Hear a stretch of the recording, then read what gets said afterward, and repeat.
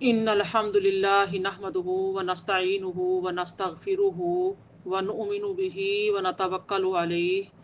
ونعوذ بالله من شرور أنفسنا ومن سيئات أعمالنا من يهده الله فلا مضل له ومن يضلله فلا هادي له ونشهد أن لا إله إلا الله وحده لا شريك له ونشهد أن سيدنا مولانا محمدا عبده ورسوله أما بعد فأعوذ بالله من الشيطان الرجيم بسم الله الرحمن الرحيم قال الله تعالى فيه القرآن المجيد والفرقان الحميد ولو ترى إذ المجرمون ناكسوا رؤوسهم عند ربهم ربنا أبصرنا وسمعنا فارجعنا نعمل صالحا إنا موقنون ولو شئنا لآتينا كل نفس هداها ولكن حق القول مني لأملأن جهنم من الجنة والناس أجمعين صدق اللہ العظیم۔ ترجمہ سماعت فرمائیں۔ اور اگر آپ دیکھیں تو ان پر تعجب کریں کہ جب مجرم لوگ اپنے رب کے حضور سر جھکائے ہوں گے اور کہیں گے اے ہمارے رب، ہم نے دیکھ لیا اور ہم نے سن لیا، بس اب ہمیں دنیا میں واپس لوٹا دے کہ ہم نیک عمل کر لیں، بے شک ہم یقین کرنے والے ہیں۔ اور اگر ہم چاہتے تو ہم ہر نفس کو اس کی ہدایت از خود ہی عطا کر دیتے، لیکن میری طرف سے یہ فرمان ثابت ہو چکا ہے کہ میں ضرور سب منکر جنات اور انسانوں سے دوزخ کو بھر دوں گا۔ صدق اللہ العلی العظیم۔ رب اشرح لی صدری ویسر لی امری واحلل عقدۃ من لسانی یفقہوا قولی اللہم فقہنا فی الدین وبک نستعین آمین یا رب العالمین۔ نہایت ہی قابل احترام میری پیاری بہنوں، السلام علیکم ورحمۃ اللہ وبرکاتہ۔ جیسا کہ آپ کے علم میں ہے کہ ہم جو ہے سورہ سجدہ پر غور و فکر کرنے کی سعادت حاصل کر رہے ہیں، جو کہ 21ویں پارے میں ہے۔ تو اس سے پہلے ہم 11 آیات جو ہیں ان پر الحمدللہ تدبر کر چکے۔ اللہ پاک سے دعا ہے کہ اللہ پاک ہمیں عمل کرنے کی توفیق عطا فرمائے اور ہمارے اعمال صالح میں ہمیں استقامت نصیب فرمائے، ایمان پر سلامتی عطا فرمائے اور ایمان پر موت نصیب فرمائے، آمین۔ میں نے آپ کے سامنے آیت نمبر 12 اور 13 سورہ سجدہ کی تلاوت کی ہے اور ترجمہ پیش کیا ہے۔ اس آیہ مبارکہ میں یعنی کہ نبی کریم صلی اللہ علیہ وآلہ وسلم کو مخاطب کر کے فرمایا جا رہا ہے کہ اے نبی اللہ، یعنی کہ نبی صلی اللہ علیہ وسلم کو فرمایا گیا کہ وَلَوْ تَرَىٰ إِذِ الْمُجْرِمُونَ، کہ اگر آپ دیکھیں تو ان پر تعجب کریں گے کہ یا رسول اللہ صلی اللہ علیہ وسلم اگر آپ دیکھیں کیا کریں گے کہ آپ منکرین حشر کا حال، یہ یہاں پر جو قیامت کے دن کا انکار کرتے تھے کفار کا حال بیان کیا جا رہا ہے کہ منکرین جو حشر ہیں ان کا حال کہا گیا ہے کہ جب وہ قیامت کے دن آپ دیکھ لیں گے تو آپ بہت تعجب خیز امر دیکھیں گے۔ جب ان کا رب ان کا حساب لے گا تو وہ ندامت اور رسوائی سے اپنے رب کے سامنے سر جھکائے کھڑے ہوں گے، اور اس وقت یہ کہیں گے کہ اے ہمارے رب، ہم نے اس چیز کی صداقت کو دیکھ لیا جس کی ہم تکذیب کرتے تھے، جس کو ہم جھٹلاتے تھے۔ کہیں گے ربنا ابصرنا، اے ہمارے رب ہم نے کیا کیا، اپنی آنکھوں سے دیکھ لیا ہے، اور وسمعنا، اور ہم نے سن لیا ہے۔ جس چیزوں کا ہم انکار کر رہے تھے میدان حشر میں، یعنی کہ موت کے بعد اٹھائے جانے کا، ظاہر ہے موت تو انسان کے اختیار میں نہیں ہے نا، موت تو دیکھتے تھے کہ آتی آنی ہی ہے، لیکن ان کا انکار موت سے نہیں تھا، موت کے بغیر بعد جو ہے نا زندہ ہونے پر ان کا انکار تھا۔ تو جب وہ اٹھائے جائیں گے تو پھر تب وہ یہ بات کریں گے کہ ربنا ابصرنا وسمعنا فرجعنا، تو اب نعمل صالحا انا موقنون، کہ اللہ پاک تو ایک مرتبہ ہمیں موقع دے دے، ایک بار ہمیں، یعنی کہ ایک بار پھر ہمیں دنیا میں بھیج تو ہم اچھے اعمال کر کے آئیں گے۔ تو یہاں پہ کہا جا رہا ہے کہ یعنی کہ نبی صلی اللہ علیہ وسلم سے کہ اگر آپ منکرین حشر کا حال قیامت کے دن دیکھ لیں گے تو آپ بہت ہی یعنی کہ تعجب خیز جو ہے نا امر دیکھیں گے، جب ان کا رب ان کا حساب لے گا تو وہ ندامت اور رسوائی سے اپنے رب کے سامنے سر جھکائے کھڑے ہوں گے، اور اس وقت یہ کہیں گے کہ اے ہمارے رب، اب ہم نے اس چیز کو دیکھ لیا، یعنی کہ چیز کی صداقت کو دیکھ لیا ہے جس کی ہم تکذیب کر رہے تھے، جس کو ہم جھٹلا رہے تھے، اور ہم نے تیری وعید کے صادق ہونے کو جان لیا ہے کہ تو جو وعدہ کرتا ہے تیرا وعدہ جو ہے نا سچا ہے، حق ہے، اور ہم جن باتوں کا انکار کرتے تھے ہم نے ان کو سن لیا ہے۔ وَسَمِعْنَا کا لفظ آیا ہے کہ ہم نے ان کو سن لیا ہے، اور انہوں نے ان چیزوں کی صداقت کو اس وقت دیکھا جب ان کے دیکھنے کا اللہ پاک فرماتا ہے کہ کوئی فائدہ نہیں ہوا، اور انہوں نے اس وقت ان چیزوں کو غور سے سنا جب ان کے سننے کا کوئی فائدہ نہیں ہوا۔ اب وہ سماعتیں، وہ بصارتیں کسی کام کی نہیں ہیں۔ جب اللہ کے غیب کو دیکھ لیا، اس کا صرف سنتے تھے تو ایمان نہیں لائے۔ اللہ پاک نے کائنات میں اور ان کے اپنے اندر بھی تو اتنی نشانیاں رکھی ہیں، انسان کے اپنے اندر بھی تو اللہ کو پہچاننا ہے تو نشانیاں موجود ہیں، سر سے لے کے پاؤں تک اس کا وجود یعنی کہ کیا ہے، اللہ تعالیٰ کی مطلب کہ نشانی ہے بہت بڑی، اور کائنات اللہ پاک نے جو بنائی ہے، اس کا جو نظام بنایا ہے، تو اپنی ہر درمی میں نہیں مانتے تھے۔ تو اب ان کے سننے کا کوئی فائدہ نہیں، تو وہ کہیں گے کہ اب تو ہمیں کیا کہا، دنیا میں بھیج دے، ہم اس دین پر اور اس کے پیغام کی تصدیق کریں گے جس کو نبی کریم صلی اللہ علیہ وآلہ وسلم تیرے پاس سے لے کر آئے ہیں۔ اب ہمارے تمام جو شکوک ہیں اور شبہات ہیں وہ اب زائل ہو چکے ہیں، تو اب ہم تیرے رسول پر ایمان لے آئیں گے۔ تو وہ جو کفار دنیا میں بھی سنتے اور دیکھتے تھے، لیکن وہ اس پر تدبر اور غور و فکر نہیں کرتے تھے، اپنی ہٹ درمی میں اٹے ہوئے تھے، اور اس وقت وہ یوں لگتا تھا جیسے وہ نہ سنتے ہیں اور نہ ہی دیکھتے ہیں۔ سم بکم عمي فهم لا يعقلون۔ اور جب انہیں آخرت میں متنبہ کیا گیا، ایسا لگا جیسے انہوں نے اپنے ہی یعنی کہ ابھی ہی سنا ہے اور ابھی ہی دیکھا ہے۔ تو اس کا جو ایک معنی یہ بھی کیا گیا ہے کہ وہ کہیں گے کہ اے ہمارے رب، تیری حجت برحق ہے، اب ہم نے تیرے رسولوں کی حقیقت معرفت حاصل کر لی ہے، اور اب ہم نے ان کا کلام بھی غور سے سن لیا ہے، اور اب ہمیں شرح صدر ہو گیا ہے، ہمارا سینہ اب کھول دیا گیا ہے، ہماری آنکھیں بھی کھل گئی، ہمارے کان بھی کھل گئے، اور ہمیں شرح صدر ہو گیا ہے کہ ان کی صداقت کے خلاف ہمارے پاس کوئی حجت نہ تھی۔ اور اس طرح وہ دنیا میں اپنے کفر اور باطل پر ہونے کے اعتراف کر لیں گے، لیکن اب ان کا جو اعتراف ہوگا پھر کوئی فائدہ نہیں دے گا، کیونکہ یہ جو سارے امور ہیں یہ امور غیبیہ ہیں۔ جب وہ غیب کا مشاہدہ کر لیں گے اور وہ ایمان وہ یعنی کہ معتبر نہیں ہوگا، ان کا ایمان جو ہے وہ معتبر ہوتا ہے جو بن دیکھے اور غیب پر ایمان ہو، تو اللہ تعالیٰ ان کی اس پیشکش کو اور مطالبے کو رد کر دے گا، جس کا سورہ الانعام جو ہے اس میں بھی آیت نمبر 27 اور 28 میں ذکر آتا ہے وَلَوْ تَرَىٰ إِذْ وُقِفُوا عَلَى النَّارِ فَقَالُوا يَا لَيْتَنَا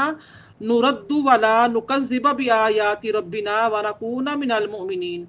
اور اگر آپ اس وقت دیکھتے جب کفار دوزخ پر کھڑے کیے جائیں گے، تو آپ ہولناک منظر دیکھتے جب وہ کہیں گے کہ اے کاش ہمیں دنیا میں واپس بھیج دیا جائے۔ بل بدا لهم ما كانوا يخفون من قبل ولو ردوا لعادوا لما نهوا عنه وانهم لكاذبون۔ پھر ہم اپنے رب کی آیتوں کی تکذیب نہیں کریں گے اور ہم مومنوں میں سے ہو جائیں گے، بلکہ قرآن مجید کی تصدیق ظاہر ہو جائے گی جس کو وہ پہلے اپنے پیروں سے چھپاتے تھے، اور اگر بالفرض ان کو واپس دنیا میں بھیج دیا جائے تو یہ پھر بھی وہی کام کریں گے جس سے ان کو منع کیا گیا ہے، اور بے شک یہ ضرور جھوٹے ہیں۔ اس کے بعد اللہ پاک کی ذات جو ہے نا ان کا آیت نمبر 13 میں فرماتا ہے کہ وَلَوْ شِئْنَا لَآتَيْنَا كُلَّ نَفْسٍ هُدَاهَا وَلَكِنْ حَقَّ الْقَوْلُ مِنِّي لَأَمْلَأَنَّ جَهَنَّمَ مِنَ الْجِنَّةِ وَالنَّاسِ أَجْمَعِينَ۔ اور اگر ہم چاہتے تو ہم ہر نفس کو اس کی ہدایت از خود عطا کر دیتے، لیکن میری طرف سے یہ فرمان ثابت ہو چکا ہے کہ میں ضرور سب منکر یعنی کہ منکر جنات اور انسان سے دوزخ بھر دوں گا۔ اب دیکھیں اس آیہ کا جو معنی ہے وہ یہ ہے کہ اگر ہم ہر شخص کو جبراً ہدایت دینا چاہتے تو ہم ہر شخص کو نیک اور صالح بنا دیتے، اور دنیا میں کوئی شخص جو ہے وہ کافر اور فاسق نہ ہوتا، لیکن ایسا کرنا اللہ پاک کی حکمت کے خلاف تھا۔ فرمایا کہ ہم نے جمادات، نباتات، حیوانات اور فرشتوں میں جبری اطاعت اور عبادت رکھی ہے۔ تو یہ دیکھیے نا، تمام جتنے بھی فرشتے ہیں اللہ پاک ان کو جو ذمہ داریاں دی ہیں وہ بخوبی نبھا رہے ہیں، اللہ تعالیٰ کے حکم کے پابند ہیں، کبھی بھی وہ اس طرح کا خیال نہیں کرتے ہمارا تو فرمانبرداری یہ ہے، دل مانا تو حکم مان لیا، نماز پڑھ لی، قرآن پڑھ لیا، اچھا کام کر لیا، نیکی دل مانا صدقہ کر دیا، دل جو بھی ہے ہمارا دل جو کہتا ہے، ہمارے حج عمرے بھی ہمارے دل پہ ہی چلتے ہیں، ہمارا دل کہتا ہے تو ٹھیک کر لو، ورنہ ہم بس کافی سال تک ہم ایسے ہی گزار دیتے ہیں۔ تو یہاں پر ایسا نہیں ہے، جو اللہ تعالیٰ کے فرشتے ہیں جتنے بھی باقی جو جتنی بھی اللہ پاک کی مخلوق ہے، جمادات ہوں گے، نباتات ہوں گے یا حیوانات ہیں، کچھ بھی ہیں، تو اللہ پاک کی ذات فرماتی ہے کہ ان کو میں نے جبری عبادت رکھی ہوئی ہے، جو ان کو ڈیوٹیاں دے دی ہیں، ذمہ داریاں دے دی، جو جس تصویر پہ لگا ہوا ہے، جس کام پہ لگا ہوا ہے وہ اس کو کر رہا ہے۔ اب ہم ایسی مخلوق کو بنانا چاہتے تھے جو اپنے اختیار اور ارادے سے ہماری اطاعت اور عبادت کرے، اس لیے ہم نے تمہیں اختیار اور ارادہ دیا اور دنیا میں ایمان اور کفر اور نیکی اور بدی پر ترغیب دینے والی چیزیں پیدا کر دیں، اور ایمان اور نیکی کی طرف دعوت دینے کے لیے انبیاء اور اللہ پاک نے جو ہے نا رسول جو ہیں انبیاء اور رسول کو پیدا کیا، اور کفر اور معصیت کی طرف بلانے کے لیے ابلیس اور اس کی ذریات کو پیدا کیا۔ ذریات اولاد کو کہتے ہیں، اس کی نسل کو، اولاد کو اللہ نے پیدا کیا، اور انسان کو خیر اور شر کے دونوں راستے دکھائے۔ اللہ پاک قرآن پاک میں فرماتا ہے نا وَهَدَيْنَاهُ النَّجْدَيْنِ، سورہ بلد کی آیت نمبر 10 ہے، اور ہم نے انسان کو دونوں راستے دکھائے۔ اور سورہ شمس کی آیت نمبر 7 سے 10 تک آتا ہے وَنَفْسٍ وَمَا سَوَّاهَا فَأَلْهَمَهَا فُجُورَهَا وَتَقْوَاهَا قَدْ أَفْلَحَ مَن زَكَّاهَا وَقَدْ خَابَ مَن دَسَّاهَا، کہ نفس انسان اور اس کی درست بنانے کی قسم، پھر نفس انسان کو بدی اور نیکی کی سمجھ عطا کر دی۔ جس نے نفس کو گناہوں سے پاک رکھا وہ کامیاب ہو گیا، اور جس نے نفس کو گناہوں میں ملوث کر دیا تو وہ ناکام ہو گیا۔ تو میری پیاری بہنوں دیکھو، اللہ تعالیٰ کی ذات نے انسان کو یہ اختیار دیا ہے۔ اللہ پاک نے یہ ارادہ کیا کہ کوئی تو ایسی مخلوق ہو کہ جو میری یعنی کہ اس کو اختیار دیا جائے اور وہ اپنے ارادے کے ساتھ اپنے اختیار سے میری اطاعت کرے اور عبادت کرے، اور پھر اس کے بعد انسان کو اختیارات کا اور ارادے کا اللہ پاک کی ذات نے اس کو عقل اور فہم عطا کی، ایمان بھی پیدا کیا، کفر بھی پیدا کیا، نیکی اور بدی بھی، پھر اس میں یعنی کہ ترغیب دینے والی اشیاء، چیزیں، نشانیاں پیدا کر دی کہ انسان ان کو دیکھ کر ہدایت پکڑے یا گمراہی پکڑے، اس کی اپنی مرضی ہے۔ تو پھر جو شخص اپنے اختیار اور ارادے سے نیکی کا راستہ منتخب کرے گا تو اللہ تعالیٰ اس کے لیے نیک افعال پیدا کر دے گا، اور جو شخص اپنے اختیار اور ارادے سے برائی کا راستہ منتخب کرتا ہے تو اللہ تعالیٰ اس کے لیے برے افعال پیدا کر دیتا ہے۔ جو انسان جیسا چاہتا ہے، جو اس کی چاہت ہوتی ہے، اس کو وہ مل جاتا ہے۔ تو نیک افعال پر اس کو اچھی جزا ملتی ہے، جو اچھے کام کرے گا تو اللہ پاک کی ذات اس کو اچھی جزا دے گی، اور جو برے کام کرے گا، برے افعال کرے گا تو اس پر اس کو سزا ملے گی۔ چونکہ اللہ تعالیٰ کو ازل میں علم تھا کہ زیادہ انسان اور زیادہ جنات کفر اور برے کاموں کو اختیار کریں گے، اور اس کے نتیجے میں جہنم انسانوں اور جنات سے بھر جائے گی، تو اس لیے اس نے ازل میں ہی فرما دیا تھا کہ میں ضرور جہنم کو جنات اور انسانوں سے بھر دوں گا۔ اور اللہ کا کلام واجب الصدق ہے، اس کے خلاف ہونا، اس کا جو خلاف ہے وہ ہونا محال ہے، اس لیے انسانوں اور جنات کے زیادہ افراد کفر اور معصیت کو اختیار کریں گے۔ اور ایسا اس وجہ سے نہیں ہوگا کہ ازل میں اللہ کا علم اس طرح تھا، بلکہ ایسا اس لیے ہوگا کہ دنیا میں زیادہ افراد نے ایسا ہی کرنا تھا، تو اس لیے اسی کے مطابق اللہ تعالیٰ کا علم تھا، کیونکہ علم اور معلوم کے تابع ہوتا ہے، معلوم علم کے تابع نہیں ہوتا۔ اب دیکھیے ابو سعید خدری رضی اللہ تعالیٰ عنہ بیان کرتے ہیں کہ رسول اللہ نے فرمایا جنت اور دوزخ نے ایک دوسرے پر فخر کیا۔ دوزخ نے کہا اے میرے رب، میرے اندر جبابرہ متکبرین بادشاہ اور سردار داخل ہوں گے، اور جنت نے کہا میرے اندر کمزور فقراء مساکین داخل ہوں گے۔ تو اب اللہ تعالیٰ دوزخ سے فرمائے گا تم میرا عذاب ہو، جس کو میں چاہوں گا تم سے عذاب دوں گا، اور جنت سے فرمائے گا کہ تم میری رحمت ہو، اور میری رحمت ہر چیز پر محیط ہے، اور تم میں سے ہر ایک کے لیے پر ہونا اور بھرنا ہے، تم ہر ایک دونوں ہی تمہیں بھر دی جاؤ گی۔ تو پھر دوزخ کے لائق لوگ ڈال دیے جائیں گے، تو پھر دوزخ کہے گی کہ کچھ اور بھی ہے، تو اس میں اور لوگ ڈالے جائیں گے۔ وہ پھر کہے گی کیا کچھ اور بھی ہیں، حتیٰ کہ اللہ تبارک و تعالیٰ آ کر اس میں اپنا قدم داخل کر دے گا، تو پھر دوزخ کہے گی بس بس، اور دوزخ کا بعد حصہ بعد سے مل جائے گا، اور رہی جنت تو اس میں اتنی جگہ باقی رہ جائے گی جتنی اللہ تعالیٰ چاہے گا، پھر اس کے لیے اللہ تعالیٰ جتنی مخلوق چاہے گا پیدا فرما دے گا۔ صحیح بخاری، صحیح مسلم، مسند احمد میں یہ حدیث مبارکہ رقم کی گئی ہے جو آپ کے سامنے میں نے بیان کی ہے۔ میری پیاری بہنوں، اس کے بعد دیکھیے آیت نمبر جو 14 ہے، اس میں اللہ پاک نے فرمایا فَذُوقُوا بِمَا نَسِيتُمْ لِقَاءَ يَوْمِكُمْ هَٰذَا إِنَّا نَسِينَاكُمْ وَذُوقُوا عَذَابَ الْخُلْدِ بِمَا كُنتُمْ تَعْمَلُونَ، پس تم مزہ چکھو کہ تم نے اپنے اس دن کی پیشی کو بھلا رکھا تھا، بے شک ہم نے تم کو بھلا دیا ہے، اور اپنے ان اعمال کے بدلے جو تم کرتے رہے تھے دائمی عذاب چکھتے رہو۔ اللہ اکبر۔ اللہ تعالیٰ ہمیشہ اپنی ذکر میں رکھے، اپنی یاد میں رکھے، ہر لمحہ مومن کی تو یہ شان ہوتی ہے، وہ کبھی بھی اپنے رب کے ذکر سے غافل نہیں ہوتا۔ وہ کوئی کام کر رہا ہے، کوئی بات کر رہا ہے، وہ کوئی لین دین کر رہا ہے، کسی طرح کے بھی معاملات کر رہا ہے، تو وہ اپنے رب کی یاد سے غافل نہیں ہوتا۔ یہاں پر نسیان کا جو معنی ہے وہ یہ ہے کہ کسی چیز کا یاد نہ آنا اور اس کو بھول جانا۔ تو اس معنی میں نسیان پر اللہ تعالیٰ مواخذہ نہیں فرماتا، یعنی کہ چیز ایک بھول گئی ہے، یاد ہی نہیں آئی، تو ایسے میں اللہ پاک مواخذہ نہیں فرماتا۔ ایک انسان نے نیت کر کے سویا ہے کہ میں نماز پڑھوں گا، نمازی ہے، تو وہ نماز کی نیت کر کے سویا، تھکان اتنی تھی، سفر کیا ہوا تھا، تھکان تھی یا کچھ بھی تھا، تو اس کی آنکھ ہی نہیں کھلی، تو اس طرح سے ہو گیا۔ یا بعض ایسے کام میں مشغول ہوا کہ یعنی کہ وقتی طور پہ اس کے ذہن سے نماز کا نکل گیا، تو کیا ہوا، یہ جو ہے نا بھولنا نہیں کہلاتا، نسیان نہیں کہلاتا، اللہ پاک اس کو معاف فرماتا ہے۔ استغفر اللہ۔ تو نسیان کا دوسرا معنی ہوتا ہے کسی چیز کو بالکل ترک کر دینا، بالکل چھوڑ ہی دینا، اور اس کام کو کبھی نہ کرنا، جان بوجھ کر ارادہ کر کے چھوڑنا، ارادتاً جو ہے نا چھوڑنا۔ تو اس معنی میں نسیان پر اللہ تعالیٰ مواخذہ فرماتا ہے، پکڑ فرماتا ہے۔ اور اس آیت میں نسیان کا جو یہ معنی ہے نا، اس کے بارے میں حدیث مبارکہ آتی ہے۔ امام ابن ابی دنیا نے دہاق سے روایت کیا کہ اس آیت کا معنی ہے کہ آج ہم تم کو اس طرح ترک کر دیں گے، چھوڑ دیں گے، جس طرح دنیا میں تم نے ہمارے احکام کو ترک کر دیا تھا، چھوڑ دیا تھا۔ تو دہاق جو ہیں وہ کہتے ہیں کہ اگر انہوں نے نسیان سے اللہ کے احکام پر عمل کرنے کو ترک کیا ہوتا تو کبھی تو کسی حکم پر عمل کرتے۔ تو ظاہر ہے جو انسان ایک جو نسیان کے معنی جو ہیں دو معنی بیان کیے ہیں، ایک تو ہے کہ ارادتاً نسیان، جان بوجھ کر چیزوں کو چھوڑنا، ترک کرنا، تو ایک ہوتا ہے کہ اللہ کی طرف سے بھول گیا، بھلا دیا گیا، ایسا مشغول ہو گیا، مصروف ہو گیا، سوتا رہ گیا، تو وہ جان بوجھ کر نسیان نہیں ہوتا۔ اس لیے فرماتے ہیں کبھی تو وہ احکام کو جو ہے نا کرتا، کبھی ہمیشہ تو نہ ترک کرتا۔ تو لہٰذا جو ہے نا اس آیت کا معنی کیا ہوا کہ تم جو رسوائی سے سر جھکائے کھڑے ہو، روز قیامت کہا جائے گا، اور دائمی عذاب میں گرفتار ہو، اب اس عذاب کا چکھو، یہ اس کفر اور معاصی کی سزا ہے جو دنیا میں تم کرتے تھے، جو تم کفر کرتے تھے، گناہ کرتے تھے، یہ سزا اس کی سزا ہے۔ تو میری پیاری بہنوں، ہمیں بھی دیکھنا چاہیے کہ بروز قیامت اگر ہمارے ساتھ بھی یہی سلوک ہوا کہ ہمیں اللہ تعالیٰ کا یہ فرمان سننے کو ملا کہ تو نے مجھے بھلا دیا تھا۔ اللہ تعالیٰ کے جو ایک مومن ہوتا ہے، ایک مسلمان ہوتا ہے،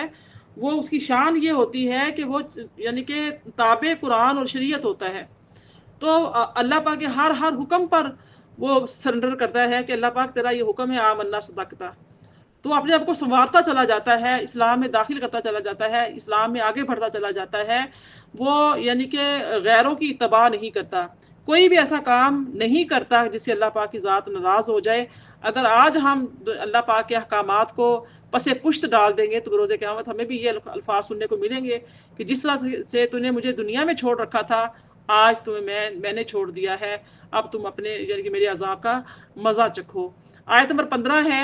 اس میں سجدہ آ رہا ہے، تو سجدہ کر لیجئے گا۔ فرمایا انما یؤمنو بآیاتنا الذین اذا ذکروا بها خروا سجدا وسبحوا بحمد ربهم وهم لا یستکبرون۔ پس ہماری آیتوں پر وہی لوگ ایمان لاتے ہیں جنہیں ان آیتوں کے ذریعے نصیحت کی جاتی ہے، تو وہ سجدہ کرتے ہوئے گر جاتے ہیں اور اپنے رب کی حمد کے ساتھ تسبیح کرتے ہیں، اور وہ تکبر نہیں کرتے۔ تو میری پیاری بہنوں، یہ جو آیہ مبارکہ ہے اس کا معنی یہ ہے کہ اے مجرموں، تم ہماری آیتوں پر ایمان نہیں لاتے اور اس کے تقاضوں کے موافق نیک عمل نہیں کرتے، لیکن ہمیں اس سے کوئی فرق نہیں پڑتا۔ ہمارے ایسے بندے ہیں جو ہماری آیتوں پر ایمان لاتے ہیں اور ہماری حمد اور تسبیح کرتے ہوئے سجدے میں گر جاتے ہیں۔ سبحان اللہ۔ اللہ پاک ہم ایسے بندوں کو، اللہ پاک ہمیں بھی ایسے بندوں میں شمار فرمائے جن کا ذکر اللہ پاک نے اس آیت میں کیا ہے۔ سجدہ تلاوت کرنے والے جو ہے نا، ان کو چاہیے کہ وہ سجدہ کرتے ہوئے ایسی دعائیں کریں یعنی کہ جو ان آیات کے مناسب ہوں، جیسا کہ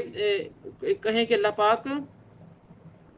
جیسے یہ آیت ہے اس کو تلاوت کرنے کے بعد سجدہ کریں، تو سجدے میں یہ دعا کرنی چاہیے کہ اللہ محض اپنی رضا کے لیے مجھے سجدہ کرنے والوں اور حمد کے ساتھ تسبیح کرنے والوں میں بنا دے، اور میں اس سے پناہ طلب کرتی ہوں کہ میں ان لوگوں میں سے ہو جاؤں تیرے حکم پر عمل کرنے سے تکبر کرتے ہیں۔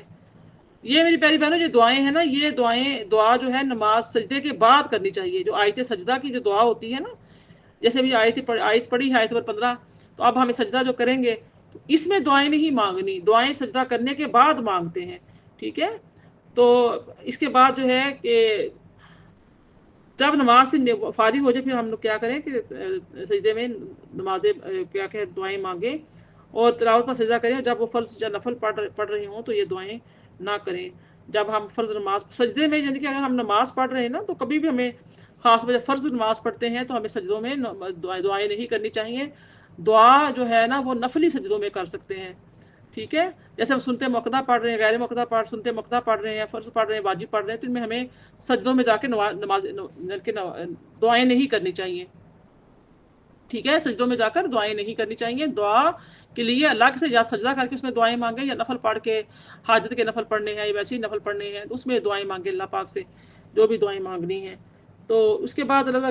کی ذات نے سورہ جو سواد ہے اس کی بھی آیت 24 میں فرمایا وَخَرَّ رَاكِعًا وَأَنَابَ, اور داؤد جو ہے نا وہ رکوع کرتے ہوئے گر گئے اور اللہ کی طرف رجوع کیا.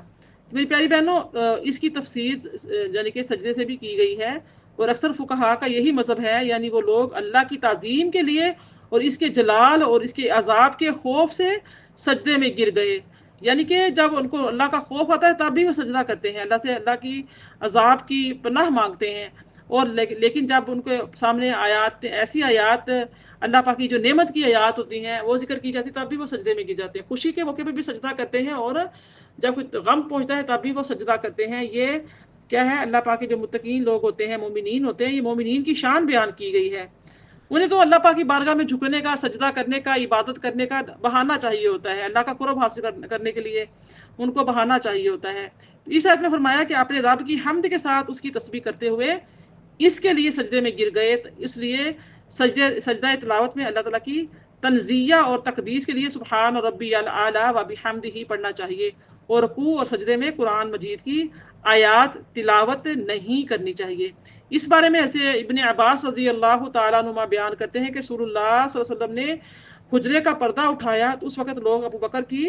اقتداء میں نماز پڑھ رہے تھے. تو آپ نے فرمایا, اے لوگوں, نبوت کی بشارتوں میں سے صرف نیک خواب باقی رہ گئے ہیں جن کو مسلمان دیکھتے ہیں یا ان کے متعلق دیکھے جاتے ہیں. سنو, مجھ کو اس سے منع کیا گیا ہے کہ میں رکوع یا سجدے کی حالت میں قرآن مجید پڑھوں, سو تم رکوع میں رب کی تعظیم کرو اور سجدے میں دعا کی کوشش کرو. توقع ہے کہ سجدے میں تمہاری دعائیں قبول ہوگی. صحیح مسلم, سنن ابو داؤد, سنن نسائی, سنن ابن ماجہ. حضرت عبداللہ بن مسعود رضی اللہ تعالیٰ عنہ بیان کرتے ہیں کہ نبی پاک نے فرمایا کہ جب تم میں سے کوئی شخص رکوع کرے تو رکوع میں 3 بار سبحان ربی العظیم تو اس کا رکوع پورا ہو جائے گا, اور جب سجدے میں جائے تو 3 بار سبحان ربی الاعلیٰ کہے تو اس کا سجدہ مکمل ہو جائے گا, اور یہ کم سے کم مقدار ہے, اس سے زیادہ بھی پڑھ سکتا ہے. تو یہ جو حدیث مبارکہ ہے سنن ترمذی, سنن ابو داؤد, سنن ابن ماجہ, مصنف ابن ابی شیبہ میں بیان کی گئی ہے. اس حدیث کی وجہ سے سجدے میں دعا کرنے کی روایت جو ہے وہ نفلی نمازوں اور نفلی سجدوں پر محمول ہے. جب آپ نفلی نمازیں پڑھیں یا نفلی سجدے کریں تو اس میں آپ یہ دعائیں کر سکتے ہیں.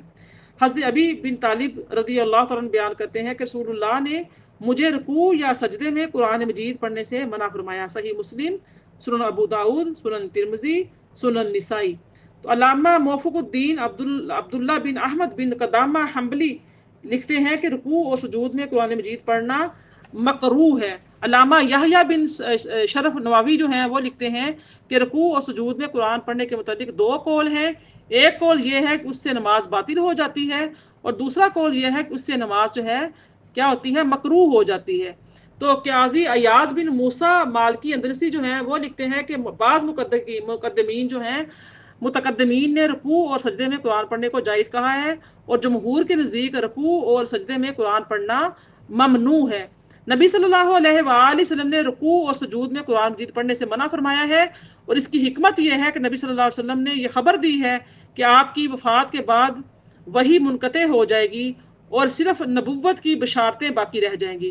اور یہ بتایا کہ قرآن مجید کی شان بہت بلند ہے, اور بتایا کہ رکوع اور سجود بندوں کے اظہار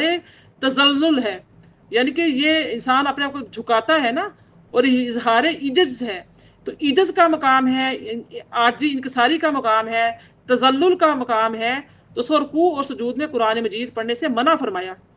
اور اس کو تذلل کے محل میں نہ پڑھا جائے. بلکہ محل قیام میں پڑھا جائے، جو کہ محل وقار ہے۔ وقار کا مقام ہے کہ کھڑے ہو کر قرآن پاک کی تلاوت جب ہم کرتے ہیں، قرات کرتے ہیں، تو اس لیے ہم وہ کھڑے ہو کر کرتے ہیں، ہم رکوع اور سجود میں قرآن پاک کی تلاوت نہیں کرتے،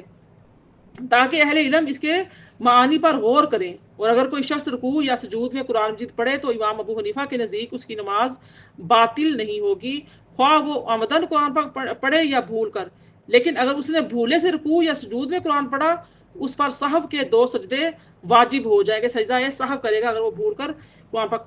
پڑھ رہا ہوگا۔ تو میری پیاری بہنوں، قرآن پاک کا کتنا زیادہ اکرام ہے کہ رکوع اور سجود میں پڑھنے سے منع کیا گیا ہے، کہ یہ جو مقام ہے عجز و انکساری کا مقام ہے، تو اللہ تعالیٰ کا جو مقام کلام پاک ہے، اس کو باوقار طریقے سے پڑھا جائے۔ تو یہ محل قیام ہے، قیام ہو کر کھڑے ہو کر پڑھا جائے۔ تو آج کیا ہوتا ہے، قرآن خوانیوں میں جاؤ تو کوئی صوفے پہ بیٹھا ہوا ہے، کوئی نیچے بیٹھا ہوا ہے، قرآن پاک پڑھ رہے ہیں، کوئی ادب نہیں، کوئی احترام نہیں، ختم ہو گیا بالکل، وہ جو معاملات ہیں ختم ہو گئے، نکل گئے۔ اللہ تعالیٰ معاف فرمائے، ہمیں قرآن پاک ادب کرنے کی توفیق عطا فرمائے۔ فرمایا کہ اگر کوئی شخص بھولے سے رکوع یا سجود میں قرآن مجید پڑھے گا، یہ مسئلہ ہے، سمجھ لیجئے،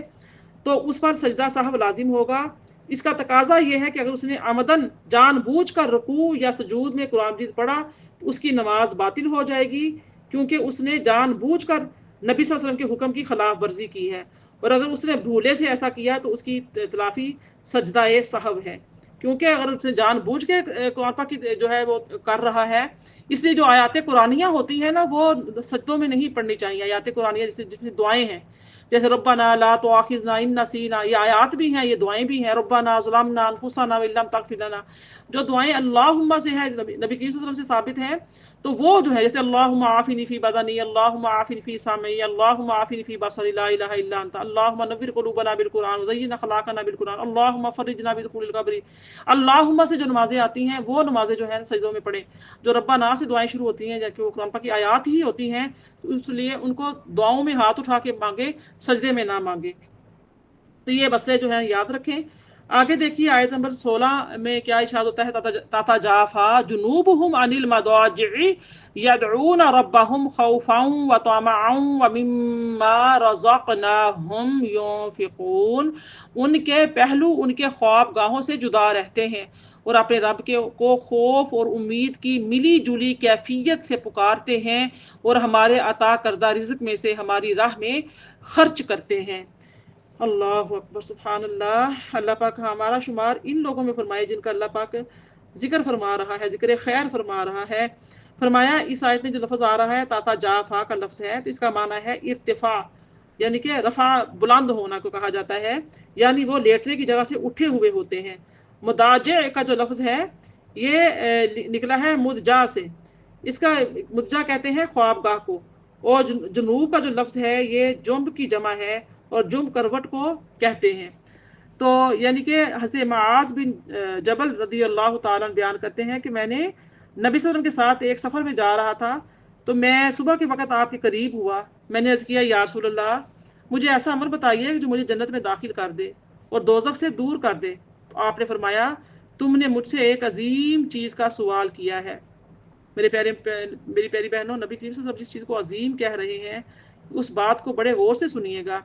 کہ بے شک یہ اسی پر آسان ہے جس پر اللہ اس کو آسان کر دے۔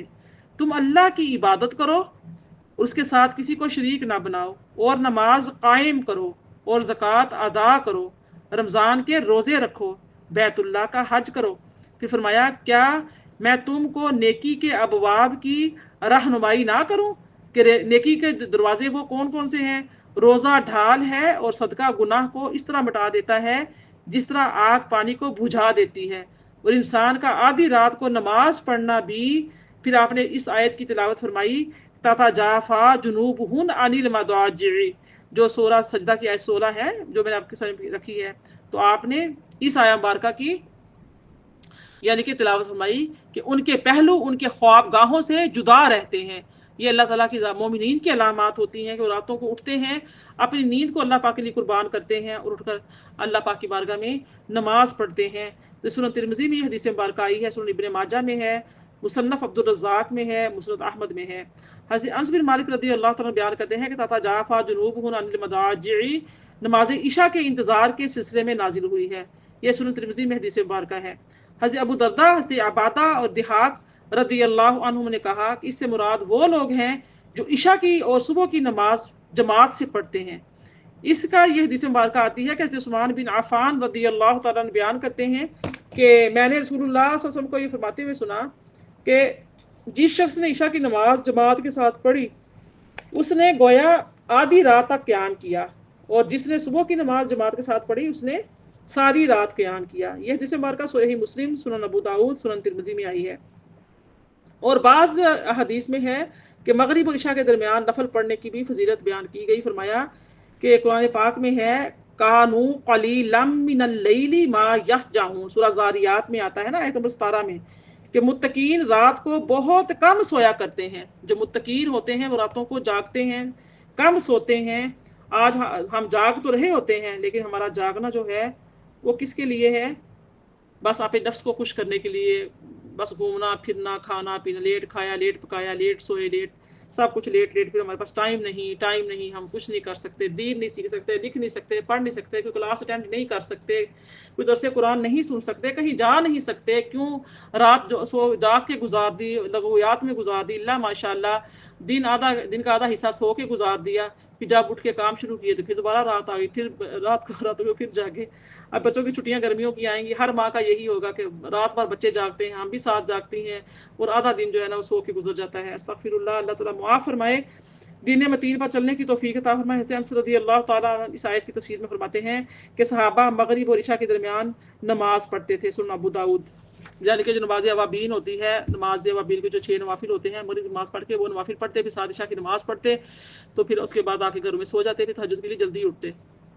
یہ ان کی روٹین تھی کہ مغرب کی نماز سے لے کے عشاء تک وہ مسجد میں ہی ٹھہرے رہتے تھے۔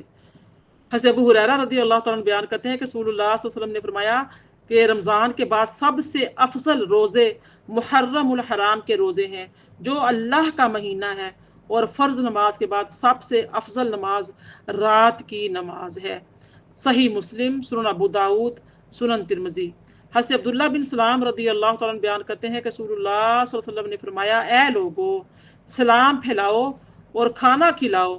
اور رشتہ داروں سے مل جل کر رہو، اور رات کو اٹھ کر نماز پڑھو جب لوگ سوئے ہوئے ہوں، جنت میں سلامتی کے ساتھ داخل ہو جاؤ۔ تو میری پیاری بہنوں، رات کے اٹھ کر نماز پڑھنا، نماز تہجد کو ادا کرنا، یہ کیا ہے؟ سلامتی کے ساتھ جنت میں داخل ہونے کی بشارت ہے۔ سنن ترمذی، سنن ابن ماجہ، المستدرک میں یہ حدیث مبارکہ رقم کی گئی ہے۔ حضرت عائشہ صدیقہ رضی اللہ تعالیٰ عنہ بیان کرتی ہیں کہ رسول اللہ صلی اللہ علیہ وسلم رات کو اس قدر زیادہ قیام کرتے تھے کہ آپ کے پیر سوج گئے یا پھٹ گئے۔ میں نے آپ سے عرض کیا کہ آپ اس قدر مشقت کیوں کرتے ہیں، حالانکہ آپ کے اگلے اور پچھلے ذنب یعنی کہ جو گناہ ہیں بسورج گئے یا پھٹ، یعنی کہ بظاہر خلاف اولا کام بخش دیے گئے ہیں۔ تو آپ نے فرمایا کیا مجھے یہ پسند نہیں کہ میں اللہ کا بہت شکر گزار بندہ بنوں؟ اس طرح سے یہ حدیث مبارکہ صحیح بخاری اور صحیح مسلم میں آتی ہے۔ اس میں حضرت ابو ہریرہ رضی اللہ تعالیٰ بیان کرتے ہیں کہ رسول اللہ نے فرمایا جب تم میں سے کوئی شخص سویا ہوا ہوتا ہے تو شیطان اس کی گدی کے اوپر 3 گرے لگا دیتا ہے، ہر گرہ پر یہ پھونک مار دیتا ہے رات بہت لمبی ہے، تم سو جاؤ۔ بس اگر وہ بیدار ہو جائے اور اللہ کا ذکر کرے تو اس کی ایک گرہ کھل جاتی ہے، بس اگر وہ وضو کرے تو اس کی دوسری گرہ بھی کھل جاتی ہے، اور اگر وہ نماز پڑھ لے تو اس کی تیسری گرہ بھی کھل جاتی ہے، اور وہ صبح کو تر و تازہ ہوتا ہے، اور ورنہ صبح کو سستی کا مارا ہوا نحوست کے ساتھ اٹھتا ہے۔ تو ظاہر ہے یہی پہ سستی اور نحوست ہی ہونی ہے، کیا ہونا ہے۔ صحیح بخاری، صحیح مسلم، سنن نسائی میں یہ حدیث مبارکہ رقم کی گئی ہے۔ حضرت ابو ہریرہ رضی اللہ تعالیٰ عنہ بیان کرتے ہیں کہ رسول اللہ نے فرمایا کہ ہمارا رب تبارک و تعالیٰ ہر رات کو آسمان دنیا کی طرف نازل ہوتا ہے، جب رات کا 1/3 حصہ باقی رہ جاتا ہے تو فرماتا ہے کوئی ہے جو مجھ سے دعا کرے تو میں اس کی دعا قبول کر لوں، کوئی ہے جو مجھ سے سوال کرے تو میں اس کو عطا کر دوں، کوئی ہے جو مجھ سے مغفرت چاہے تو میں اس کی مغفرت کر دوں۔ صحیح بخاری، صحیح مسلم، سنن داؤد اور سنن ترمذی میں حدیث مبارکہ سنن ابن ماجہ میں رقم کی گئی ہے۔ تو میری پیاری بہنوں، حضرت ابو ہریرہ فرماتے ہیں کہ رسول اللہ نے فرمایا کہ جب تم میں سے کوئی شخص رات کو اٹھے 2 رکعت نماز تخفیف سے پڑھے، پھر دوسری 2 روایت میں ہے کہ پھر اس کے بعد جتنی چاہے لمبی نماز پڑھے، یعنی کہ جب انسان نیند سے بیدار ہوتا ہے، اٹھتا ہے، جسم میں تھوڑی سستی ہوتی ہے، طبیعت مائل نہیں ہو رہی ہوتی، تو اٹھ کے وہ نماز وضو کرتا ہے، تھوڑا سا اور اس کے اندر جو ہے نا طاقت آتی ہے۔ اس کے بعد آپ نے فرمایا کہ پہلی جو 2 رکعتیں ہوتی ہیں وہ تھوڑی تخفیف کے ساتھ پڑھے، یعنی کہ پہلی رکعت میں سورۃ کافرون پڑھ لے اور دوسری رکعت میں سورۃ اخلاص پڑھ لے، 2 رکعتیں تخفیف کے ساتھ پڑھے، چھوٹی رکعتیں پڑھے، تاکہ اس کا جو باڈی ہے ظاہر نیند میں تھی، سوئی ہوئی تھی، اب وہ آہستہ آہستہ حرکت میں آ جائے گی، اس پہ آہستہ آہستہ انرجی بحال ہونا شروع ہو جائے گی، تو پھر اس کے بعد لمبا قیام کرے، جتنی چاہے رکعت میں جو ہے نا اللہ پاک کی قرات، قرآن پاک کی کلام پاک کی قرات کر سکتا ہے۔ تو آپ فرما رہے ہیں کہ جو پہلی 2 رکعتیں ہیں وہ تخفیف کے ساتھ پڑھے، پھر دوسری رکعت میں جتنی چاہے لمبی کرے۔ سنن ابو داؤد میں یہ حدیث مبارکہ رقم کی گئی ہے۔ اللہ تعالیٰ کا ارشاد ہے، آیت نمبر 17 میں آتا ہے، فَلَا تَعْلَمُ نَفْسٌ مَّا أُخْفِيَ لَهُم مِّن قُرَّةِ أَعْيُنٍ جَزَاءً بِمَا كَانُوا يَعْمَلُونَ۔ سو کسی کو معلوم نہیں جو آنکھوں کی ٹھنڈک ان کے لیے پوشیدہ رکھی گئی ہے، یا ان اعمال صالح کا بدلہ ہوگا جو وہ کرتے رہے تھے۔ آپ دیکھیے کہ حضرت ابو ہریرہ اس کے بارے میں فرماتے ہیں کہ اللہ اکبر، کہ رسول اللہ صلی اللہ علیہ وسلم نے فرمایا کہ اللہ جل شانہ ارشاد فرماتا ہے کہ میں نے اپنے نیک بندوں کے لیے ان نعمتوں کو تیار کر رکھا ہے جس کو کسی آنکھ نے نہیں دیکھا، نہ کسی کان نے سنا ہے، نہ کسی بشر کے دل میں ان کا خیال آیا ہے، بلکہ یہ ان نعمتوں کے علاوہ ہیں جن پر اللہ تعالیٰ نے تمہیں مطلع نہیں فرمایا۔ پھر آپ نے اس آیہ مبارکہ کو تلاوت فرمایا، یعنی کہ جو ابھی آپ کے ساتھ میں نے تلاوت کی ہے، فَلَا تَعْلَمُ نَفْسٌ مَّا أُخْفِيَ لَهُم مِّن قُرَّةِ أَعْيُنٍ جزاء بما كانوا تعملون۔ سو کسی کو معلوم نہیں جو آنکھوں کی ٹھنڈک ان کے لیے پوشیدہ رکھی گئی ہے۔ تو یہ اللہ فرماتا ہے کہ یہ اعمال صالح کا بدلہ ہوگا جو وہ کرتے رہے تھے۔ تو بڑی اہم حدیث مبارکہ ہے۔ اس کے بارے میں حضرت مغیرہ بن شعبہ رضی اللہ تعالیٰ فرماتے ہیں کہ حضرت موسیٰ علیہ السلام نے اپنے رب سے سوال کیا کہ جنت والوں کا سب سے کم درجہ کون سا ہے؟ اللہ تعالیٰ نے فرمایا کہ یہ وہ شخص ہے جو اس وقت آئے گا جب تمام جنتی جنت میں داخل ہو چکے ہوں گے۔ اس سے کہا جائے گا تم جنت میں داخل ہو جاؤ، تو وہ کہے گا کہ اے میرے رب، میں کیسے جنت میں جاؤں؟ سب لوگوں نے جنت کے گھروں میں قبضہ کر لیا ہے، سب نے جنت کے گھروں پر قبضہ کر لیا ہے اور انہوں نے جنت کی چیزیں لے لی ہیں۔ اس سے کہا جائے گا کہ کیا تم اس پر راضی ہو کہ تمہیں دنیا کے بادشاہوں کے ملکوں میں سے کسی ملک کی مثل مل جائے؟ وہ کہے گا میں راضی ہوں اے میرے رب۔ اللہ تعالیٰ فرمائے گا تمہیں وہ ملک بھی مل جائے اور اس جیسی 3 امثال اور مل جائیں، یعنی کہ وہ ملک جو میں تمہیں دنیا کا ایک ملک عطا کروں، اس جیسے مزید 3 ملک تمہیں میں اور دے دوں، تو کیا اس جیسے مل جائیں تو کیا تم خوش ہو؟ تو پھر جب 5 امثال کا کہا جائے گا تو وہ کہے گا اے میرے رب میں راضی ہوں۔ پھر اللہ تعالیٰ فرمائے گا تمہیں وہ ملک بھی مل جائے گا اور اس جیسی 10 امثال اور مل جائیں گی، یعنی کہ 10 اس طرح کے ملک اور مل جائیں گے، تو تم کو وہ چیز بھی مل جائے گی جس چیز کو تمہارا جی چاہے گا اور جس چیز سے تمہاری آنکھوں کو لذت ملے گی۔ وہ کہے گا اے میرے رب میں راضی ہوں۔ حضرت موسیٰ نے پوچھا اے میرے رب پھر جنت میں سب سے بلند درجہ کون سا ہے؟ تو اللہ تعالیٰ نے فرمایا وہ لوگ ہیں جن کو میں نے پسند کر لیا اور ان کی عزت اور کرامت میں نے اپنے ہاتھ سے بنائی ہے، اور میں نے ان کی کرامت پر مہر لگا دی ہے۔ ان کی کرامت کو کسی آنکھ نے دیکھا ہے، نہ کسی کان نے سنا ہے، اور نہ کسی بشر کے دل میں ان کا خیال آیا ہے۔ اور اس کی مصداق اللہ جل شانہ کی کتاب میں ہے، فَلَا تَعْلَمُ نَفْسٌ مَّا أُخْفِيَ لَهُم مِّن قُرَّةِ أَعْيُنٍ۔ یہ آیت نمبر جو 17 ہے، یہ جو آپ کے سامنے میں نے پڑھی ہے، سبحان اللہ، تو یہ آیا مبارکہ اس کی مثال ہے۔ تو اللہ پاک فرمائے گا کہ وہ میری سارے اکرام، ساری عزتیں، سارے مرتبے، سارے رتبے میں نے اپنے ہاتھوں سے تیار کر رکھے ہیں۔ خیال ہی نہیں کسی مومن کے دل میں آ سکتا کہ کیا نعمتیں ہیں، کہ ایک جو آخر سے ریلیز ہونے والا بندہ جو دوزخ سے نکلے گا، نکالا جائے گا، اس کو اللہ پاک کہے گا کہ تم، یعنی کہ تمہیں وہ ملک عطا کر دیا جائے دنیا کسی بادشاہ کے پاس تھا، تو وہ کہے گا اللہ پاک مجھے دے دیا جائے۔ پھر فرمایا جائے کہ اس سے جیسے تمہیں اور عطا کر دی جائیں، 3 5 عطا کر دی جائیں، 10 عطا کر دیے جائیں، اس جیسے اور ملک، تو اس اور تمہیں ہر چیز جو تم چاہو گے تجھے ان کے ساتھ مل جائے۔ وہ کہے گا اللہ پاک مجھے، یعنی کہ وہ بھی دے، ہاں ٹھیک ہے میں راضی ہو گیا ہوں۔ تو دیکھیے اللہ پاک کتنا مہربان، کتنا کریم، کتنا رحیم ہے، اور ہم چند ٹکوں کے لیے اپنے ایمان بیچ رہے ہیں، نمازیں زائل کر رہے ہیں، جھوٹ، چوریاں، ڈکیتیاں، قتل و غارت، پتہ نہیں کیا کیا، سمجھ نہیں آتی کہ معاشرہ کس طرف جا رہا ہے۔ صرف کیا ہے کہ قرآن سے دور ہے، قرآن سے دوری ہے۔ اگر اللہ پاک کی یہ ایسی محبتیں اللہ پاک جو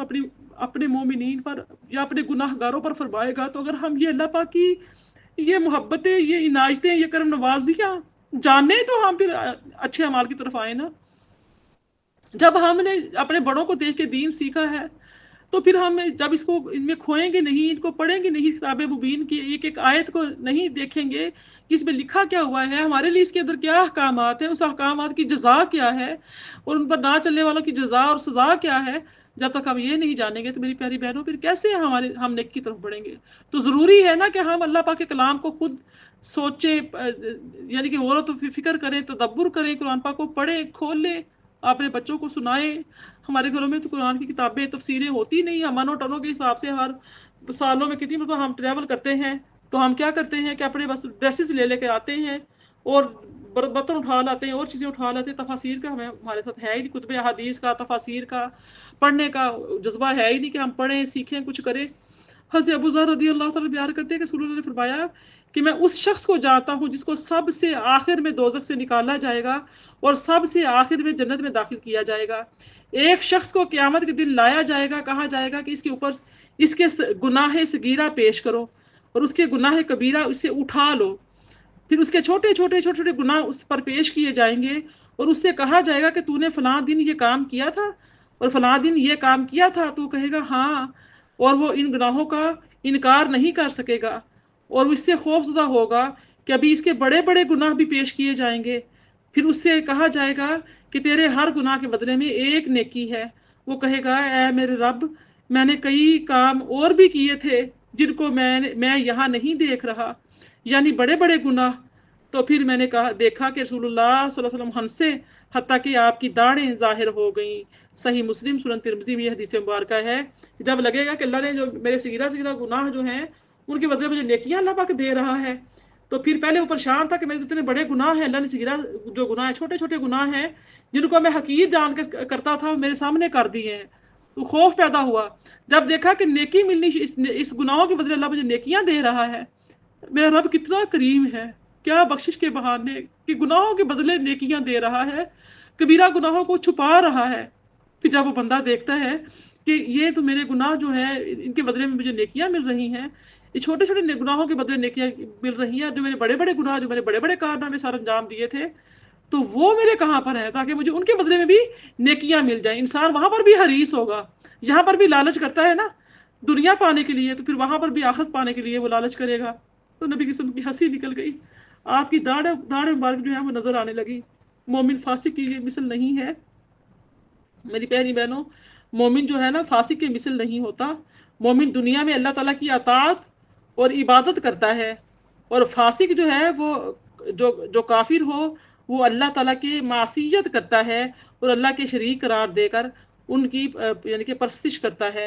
इसलिए अल्लाह के नज़दीक मोमिन के लिए दुनिया में तारीफ़ है, तहसीन है, और आखिरत में उसके लिए जन्नत है, अल्लाह की रज़ा है, उसका दीदार है। और काफिर के लिए अल्लाह के नज़दीक दुनिया में मजम्मत है, तौहीन है, और आखिरत में अल्लाह का दीदार से महरूमी है, उसकी नाराज़गी और दोज़ख है। अल्लाह पाक हमें, हमारे आने वाली नस्लों को, हमारी औलादों को अल्लाह ताला अपनी नाराज़गी से महफूज फरमाए, दोज़ख के अजाब से महफूज फरमाए। अल्लाहुम्मा अग़फ़िर लना क़ब्लल मौत वरहमना इंदल मौत वला तुअज़्ज़िबना बअदल मौत वला तुहस्सिबना यौमल क़ियामह इन्नका अला कुल्लि शैइन क़दीर। आमीन।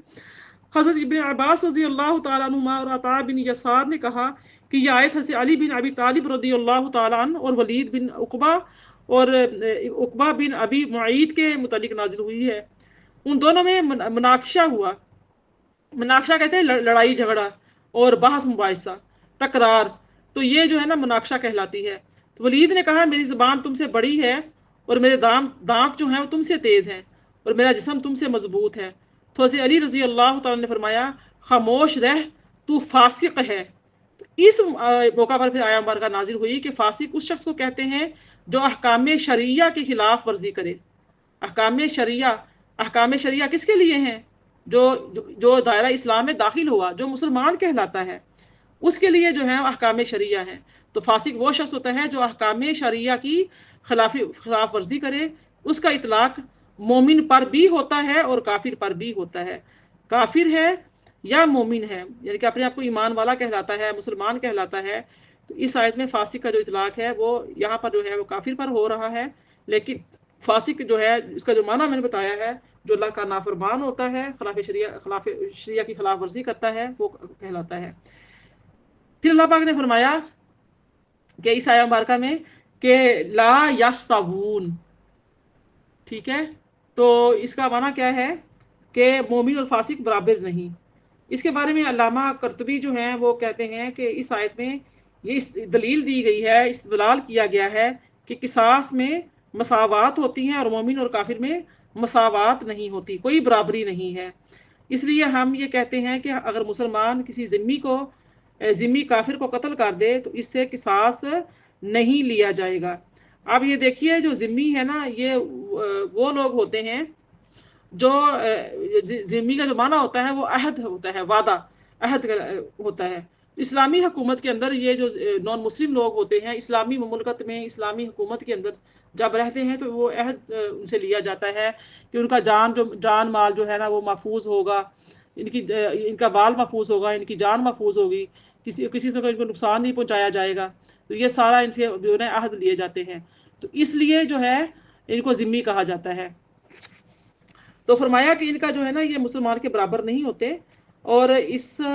بارے میں جو ہے امام شافعی اور امام احمد کا بھی مسلک یہی ہے کہ مسلمان کسی ذمی کا کافر کو قتل کر دے گا تو اس کا قصاص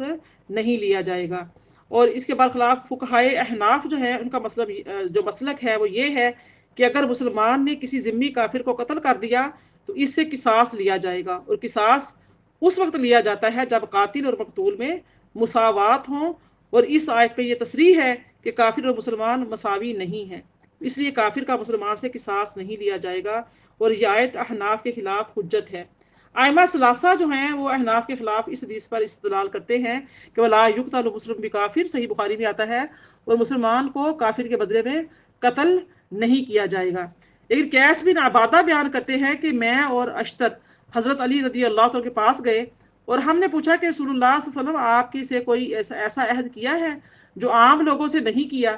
تو حضرت علی رضی اللہ عنہ نے فرمایا کہ نہیں، سوا ان چیزوں کے جو میری اس کتاب میں ہیں، اور وہ کتاب ان کی تلوار کی میان میں تھی، اور اس میں مذکور تھا کہ تمام مومنین کے خون مساوی ہیں، یعنی کہ تمام مومنین کے خون برابر ہیں، اور وہ اپنے ما سوا پر غالب ہیں، اور ادنا مسلمان بھی کسی مسلمان کے عہد کے لیے کوشش کرے گا، اور سنو کسی مسلمان کو کسی کافر کے بدلے میں قتل نہیں کیا جائے گا، اور نہ کسی ذمی کو اس کے عہد ذمہ میں قتل کیا جائے گا۔ اگر کوئی کافر جو ہے ذمی سے کہا جاتا ہے نا، جو آ کے کسی مسلمان ملک میں پناہ لے لے، تو اس کی جو مسلم حکومت ہوتی ہے وہ کیا ہوتا ہے کہ وہ اس کے ذمے ہوتا ہے، اس کی سے وعدہ ہوتا ہے کہ تم اگر ہمارے ملک میں آ رہے ہو، تمہاری جان مال عزت آبرو سب کے ہم محافظ ہیں، ہم تحفظ کریں گے۔ تو لہٰذا ایسے جو ہوتے ہیں کسی ذمی کو بھی یعنی کہ قتل نہیں کیا جائے گا، اور جس نے کوئی جرم کیا تو اس کا وہ ذمہ دار ہے، اور جس نے کسی مجرم کو پناہ دی اس پر اللہ تعالیٰ کی لعنت ہو، اور فرشتوں کی بھی اور تمام لوگوں کی۔ سنن ابو داؤد، سنن نسائی، مسند احمد میں یہ حدیث مبارکہ ہے۔ تو نبی صلی اللہ علیہ وسلم نے ذمی کو قتل کرنے پر سخت اظہار ناراضگی کیا اور وعید فرمائی ہے۔ حضرت ابو بکر رضی اللہ تعالیٰ بیان کرتے ہیں کہ رسول اللہ نے فرمایا کہ جس نے کسی ذمی کو بغیر دلیل شرعی کے قتل کر دیا، اللہ اس پر جنت حرام کر دے گا۔ سنن ابو داؤد، سنن نسائی، مسند احمد، سنن دارمی۔ آپ دیکھیے کہ مسلم ممالک میں اگر کوئی ایسا کوئی کافر آ کر پناہ لے لیتا ہے، اس کی عزت آبرو جان کی مال کی اتنی حفاظت ہے، جو مسلمان آپس میں مسلمانوں کو مار رہے ہیں، قتل و غارت کر رہے ہیں، یا جن کفار کے ممالک میں ہمارے مسلمان قتل ہو رہے ہیں، یا کفار گھس کے ہمارے مسلمانوں کو مار رہے ہیں، تو اللہ پاک کے کیا یعنی کہ ناراضگی ہوگی، اور کیا اس چیز کا انجام ہوگا۔ آج جو ہے نا دیکھیں کیسے مسلمان بھی اپنی آنکھیں بند کیے ہوئے بیٹھے ہوئے، ظلم پہ ظلم ہو رہا ہے اور ان کو کچھ سمجھ نہیں آ رہی کہ وہ کر کیا رہے ہیں۔ آپ دیکھیں جنوب الصدی بیان کرتے ہیں کہ علی بن ابی طالب رضی اللہ عنہ کے پاس ایک شخص آیا، اس کو لایا گیا جس نے ایک ذمی شخص کو قتل کر دیا تھا۔ جب اس مسلمان کے خلاف گواہی قائم ہو گئی تو حضرت علی رضی اللہ عنہ نے اس کو قتل کرنے کا حکم دیا۔ پھر اس ذمی مقتول کے بھائی نے آ کر کہا کہ میں نے اس مسلمان قاتل کو معاف کر دیا، یعنی کہ مسلمانوں کے ہاتھوں ایک ذمی جو تھا وہ قتل ہو گیا تھا۔ تو جب حضرت علی رضی اللہ عنہ کو اس کو قتل کرنے کا حکم دیا تو پھر وہ جو مقتول تھا اس کے بھائی نے آ کے معاف کیا۔ تو حضرت علی رضی اللہ تعالیٰ نے فرمایا کہ شاید مسلمانوں نے تم کو ڈرایا اور دھمکایا ہوگا۔ اس کے بھائی نے کہا نہیں، لیکن مجھے خیال آیا کہ اس کو قتل کرنے سے میرا بھائی تو واپس نہیں آئے گا، اور انہوں نے مجھے خون بہا کی پیشکش کی ہے، تو سو میں راضی ہو گیا۔ تو حضرت علی رضی اللہ عنہ نے فرمایا کہ تم اپنے معاملے کو بہتر جانتے ہو، ذمہ شخص کا خون ہمارے خون کی طرح ہے، اور اس کی دیت بھی ہماری دیت کی طرح ہے۔ یہ جو ہے نا، اس کے بعد امام بہقی اور امام شافعی نے اس حدیث پر یہ اعتراض کیا ہے کہ حضرت علی نے خود نبی صلی اللہ علیہ وسلم سے یہ روایت کیا ہے کہ مسلمان کو کافر کے بدلے میں قتل نہیں کیا جائے گا، تو پھر وہ اس کے خلاف کیسے فیصلہ کر سکتے ہیں؟ تو میری پیاری بہنوں، اس کا جواب یہ آتا ہے کہ اس حدیث میں کافر سے مراد کافر حربی ہے، ٹھیک ہے؟ کافر ذمی جو ہوتا ہے نا، وہ ہوتا ہے جو رہتا ہے مسلمان ممالک میں نا، آ کے پناہ لیتا ہے۔ جو مسلم حکومت ہوتی ہے وہ اس کی ذمہ دار ہوتی ہے، لیکن جو حربی ہوتا ہے نا، حربی اور ہے، اس کا معنی جو ہے نا وہ اور ہے۔ حربی ہوتا ہے جو وہ کافر جس کی وہ یعنی کہ اس سے کسی قسم کا معاہدہ نہیں کیا ہوا تھا، حکومتیں یعنی کہ مسلم کنٹری کے جو مسلم ممالک کے جو حکمران ہیں، انہوں نے حربی کے ساتھ کوئی ایسا وعدہ نہیں کیا ہوتا، نہ اس نے کوئی ایسا وعدہ لیا ہوتا ہے، تو اس لیے اس کو حربی کہا جاتا ہے۔ تو یہاں پر جو حضرت علی متضاد تھے، ان کا حربی کے بارے میں یہ بیان تھا یا خیال تھا۔ تو حضرت علی کی مفصل روایت اس طرح سے ہے کہ مسلمان کو کافر کے بدلے میں قتل کیا جائے، اور نہ ذمی کو اس کے عہد ذمہ میں قتل کیا جائے۔ آگے دیکھیے آیت نمبر 19، اور آیت نمبر جو 19 ہے وہ دیکھ لیں۔ فرمایا اللہ اکبر، اما الذین آمنوا وعملوا الصالحات فلہم جنات المأوى نزلا بما كانوا يعملون۔ 20 دیکھیے، واما الذین فسقوا فمأواهم النار كلما ارادوا ان يخرجوا منها اعیدوا فیها وقیل لهم ذوقوا عذاب النار الذی کنتم به تکذبون۔ 19 کا ترجمہ دیکھیے، چنانچہ جو لوگ ایمان لائے اور نیک اعمال کرتے رہے تو ان کے لیے دائمی سکونت کے باغات ہیں، اللہ کی طرف سے ان کی ضیافت اور اکرام میں ان کے اعمال کے بدلے جو وہ کرتے رہے تھے۔ آیت نمبر 20 کا ترجمہ دیکھیے، اور جو لوگ نافرمان ہوئے سو ان کا ٹھکانہ دوزخ ہے، وہ جب بھی اس سے نکل بھاگنے کا ارادہ کریں گے تو اسی میں لوٹا دیے جائیں گے، اور ان سے کہا جائے گا کہ اس آتش دوزخ کا عذاب چکھتے رہو جسے تم جھٹلایا کرتے تھے۔ تو میری پیاری بہنوں، جو پہلی سے 2 آیتیں تھیں ان میں اللہ تعالیٰ نے مومنوں اور کافروں دونوں کے اخروی ٹھکانوں کا ذکر فرمایا تھا۔ مومنوں کو ان کے ایمان اور نیک اعمال کی وجہ سے رہائش کے لیے جنتیں دی جائیں گی، اور جس طرح مہمانوں کی تکریم اور ضیافت کی جاتی ہے ان کی تکریم اور ضیافت کی جائے گی۔ تو عربی میں مہمانی کے لیے جو لفظ آتا ہے نا، وہ نازلہ کا لفظ جو ہے وہ استعمال ہوتا ہے۔ تو یہاں پر بھی وہی لفظ استعمال کیا گیا ہے، کیونکہ کسی معزز شخصیت کے نزول کے فوراً بعد اس کی خاطر تواضع کی جاتی ہے، تو پھر اس کو کھانا وغیرہ کھلایا جاتا ہے اور اس کے دوسرے معاملات طے کیے جاتے ہیں۔ اس وجہ سے عربی جو ہے مہمانی کو نزل کہتے ہیں۔ اور کافر کو، جو کافر ہوتے ہیں، ان کی آیت میں فرمایا اللہ زینا فاسقو، اس سے تعبیر فرمایا ہے۔ تو فسق کا معنی ہے خروج، کیونکہ یہ لوگ ایمان کو چھوڑ کر کفر کی طرف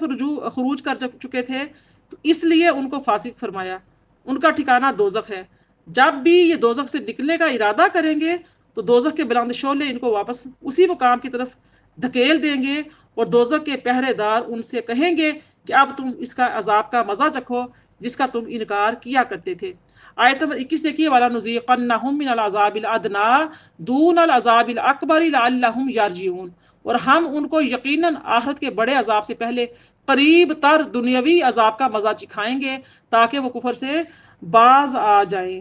یعنی کہ ہم ان کو ضرور چھوٹا عذاب چکھائیں گے۔ چھوٹے اور ادنا عذاب سے مراد دنیا کے مصیبتیں ہیں، دنیا کے مصائب ہیں، بیماریاں ہیں، جن میں بندوں کو اس لیے مبتلا کیا جاتا ہے تاکہ وہ توبہ کر لیں۔ اس بارے میں ابن عباس رضی اللہ تعالیٰ نے فرمایا کہ اس سے مراد حدود اور تعزیرات اور جرائم کی سزائیں ہیں۔ حضرت ابن مسعود رضی اللہ تعالیٰ فرماتے ہیں کہ اس سے مراد غزوہ بدر میں کفار کا قتل کیا جانا ہے۔ مقاتل کہتے ہیں کہ اس سے مراد کفار مکہ پر مکہ نازل ہونے والے 7 سال کے قحط ہے، جس میں انہوں نے مردار تک کھا لیے تھے۔ اور مجاہد کہتے ہیں کہ اس سے مراد عذاب قبر ہے، اور بڑے عذاب سے مراد قیامت کا عذاب ہے اور دوزخ کا عذاب ہے۔ اللہ پاک ہر طرح کے عذاب سے محفوظ فرمائے۔ اور یہ جو اللہ پاک نے فرمایا کہ تاکہ وہ رجوع کر لیں، لوٹ آئیں، پلٹ آئیں، توبہ کر لیں، استغفار کر لیں، تو اگر اس کا جو تعلق ہے عذاب ادنا سے ہو تو اس کا معنی ہے تاکہ وہ دنیا میں کفر اور معصیت سے رجوع کریں، اور اگر اس کا تعلق عذاب اکبر سے ہے تو اس کا معنی یہ آتا ہے تاکہ وہ آخرت میں پھر دنیا کی طرف لوٹ جانے کی تمنا کریں۔ आप देखिए सूरह सजदा की आयत नंबर 22 देख लीजिए, वमन अज़लमा मिम्मन ज़ुक्किरा बिआयाति रब्बिही सुम्मा अअरदा अन्हा इन्ना मिनल मुजरिमीन मुंतकिमून। और उस शख्स से बढ़कर जालिम कौन हो सकता है जिससे उसके रब की आयतों के जरिए नसीहत की जाए फिर वो उनसे मुंह फेर ले, बेशक हम मुजरिमों से बदला लेने वाले हैं। मेरी प्यारी बहनों, यहाँ पर जो आया मुबारका है इसमें जुल्म पर वईद सुनाई गई है। तो मैं ये चाहती हूँ क्योंकि जालमों से बदला ले सके तो ये उसकी जुल्म है, तो इसकी जो वईद सुनाई गई है तो मैं ये चाहती हूँ कि जुल्म का बाना